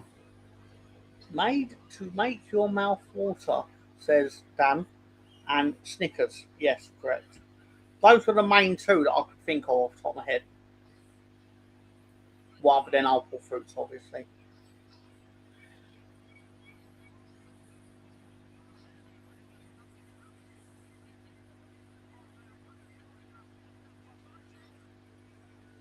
I like how Undertaker looked over at Ted DiBiase to go, "Why ain't he going down?" It's like, mate, because he's the Undertaker. What are you fucking expecting to happen?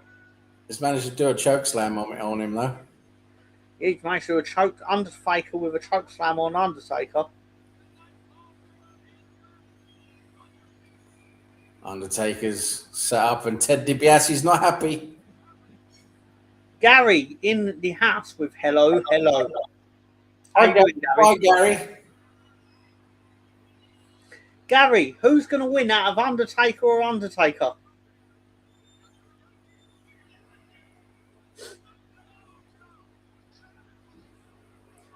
Oh, it's Tombstone, the Undertaker. Not had vice versa for years. Gary, I don't need to ask where you are. Oh, Gary is the Sacramento Strangler. Sacramento Strangler. Gary needs a wrestling name too. Gary says the other Undertaker. Fair enough. So you predict a win for the Undertaker. We don't take kindly that kind of shit around here. He did a droply softly on the Undertaker. But he's in a real tombstone now. He's going to pick him up again. The Undertaker's getting a real tombstone now.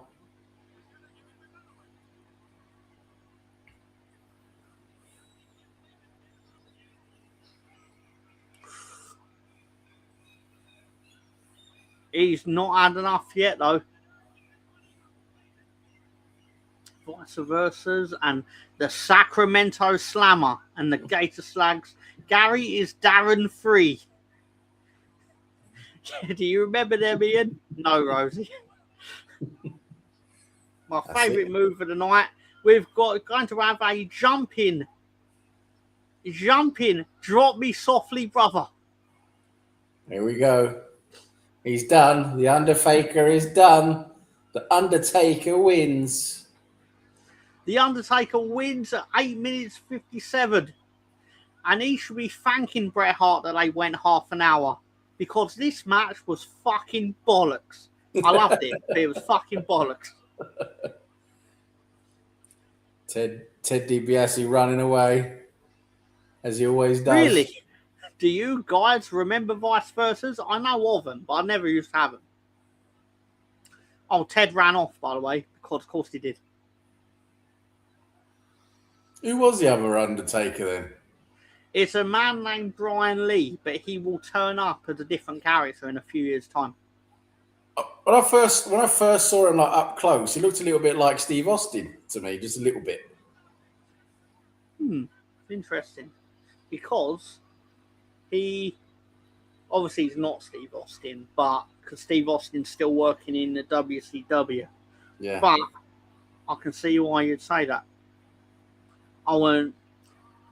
Pink Cushions create a new gimmick, the underfillator. Yeah. 10 out of 10 here. And we've got Undertaker celebrating his win with Paul Bearer and his light show. They now have the technology to make the lights go and to trigger your epilepsy. Yeah. They've got a light program now, basically, instead of someone just standing in the corner turning the switch on and off. Yeah. Yeah.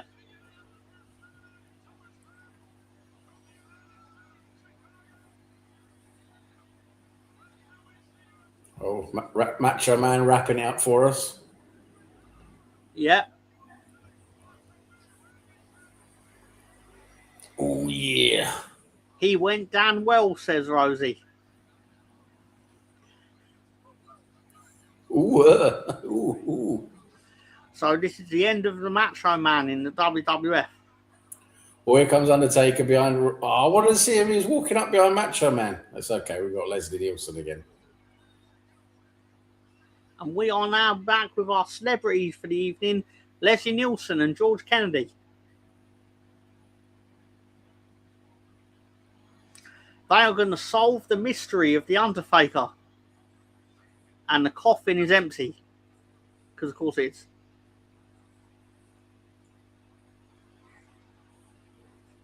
Case closed. Get out. The case is closed.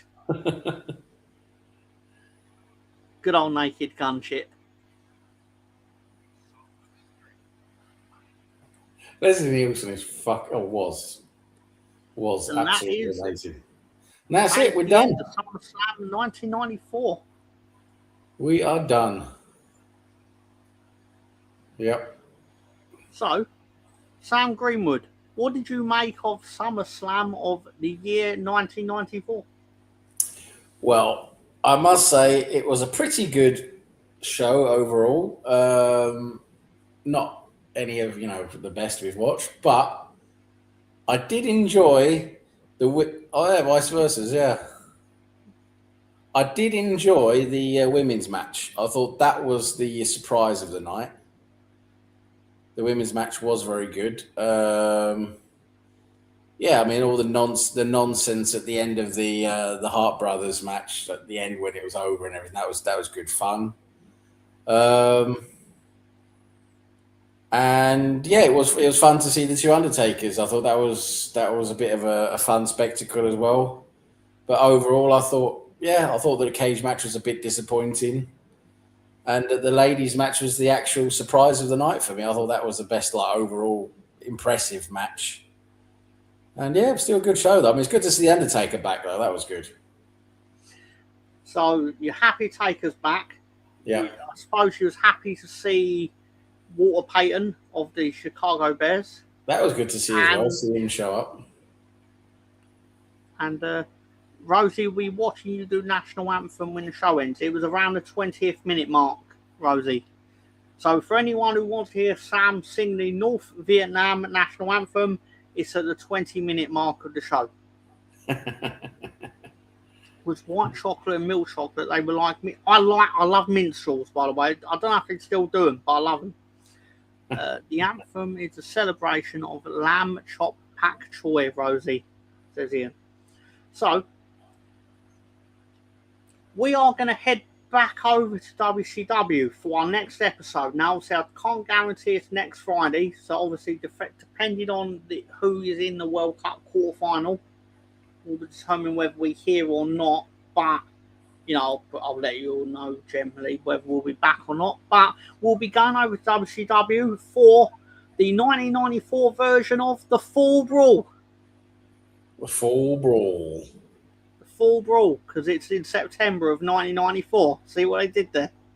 It's the Fall Brawl with the War Games. The War Games, baby. That'll be good. WCW is good fun. Rosie says, perfect, thank you. Yeah, they still do minstrels. Will be vegetarians be safe to watch it in? And take care all. Have a good night, Rosie. Thank you for your time. Yeah, have a good night, everyone. As opposed to the shite fight, was you not a fan of Bret and Owen, Ian?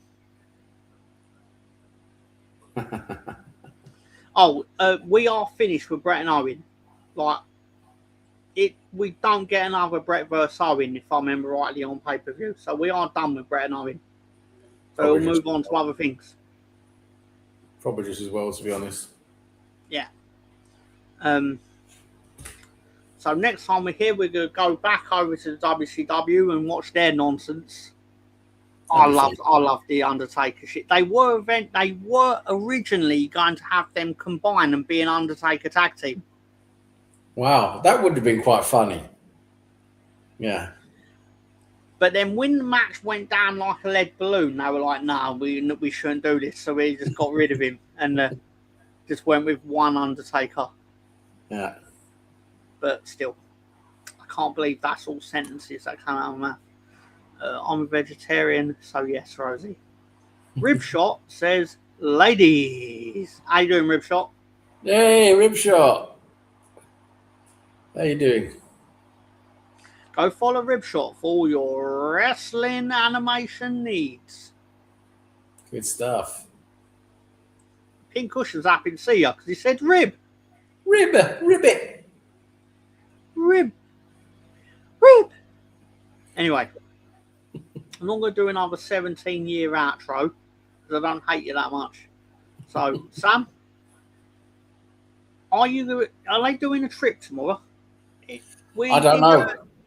I don't know if there's any road trip on tomorrow. I don't know, but I don't know if I'm around for it. That's the thing. It's we're in a bit of a summer period at the moment, aren't we? I don't know if it's happening tomorrow, but fair enough. We'll probably catch you running next Friday though. Ribshot wants to know how you felt the WCW show went. It was good fun.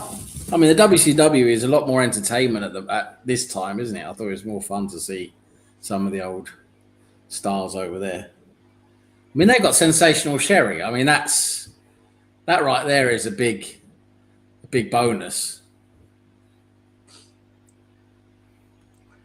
Rob shit turns up like Kane last minute. Just like Kane, a legend. It's Kane. It's got to be Kane. It's got to be Kane. Anyway, so thank you all for your time. We'll probably see you next week. But obviously, if you don't, just check on the community tab or whatever. Yep. Like and sub or whatever, or don't. I'm not your mother. Thankfully. Yeah, that would upset a lot of people. So take care, everyone. Have a good week and spike your hair. Bye-bye. Oh, the road trip is on. Fair enough. Well, now we know. Go and sub for the road trip, people, because you'll get loads of nonsense, and I might even turn up for it. I say might. I probably will turn up for it because I ain't got anything better to do. And even if I had something better to do, I'd still probably do the road trip because winding up Gary is my favourite pastime. We have fun on the road trip. Fun. So take care, everyone. Have a good night. Merry Christmas. Happy Kwasi Kwanzaa. Happy Hanukkah and all that. Good night. See you later.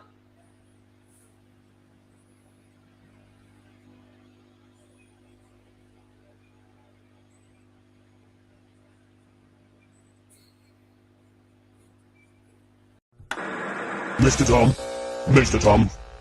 Tom's Big Gay Wrestling Show. at Startwise Cole.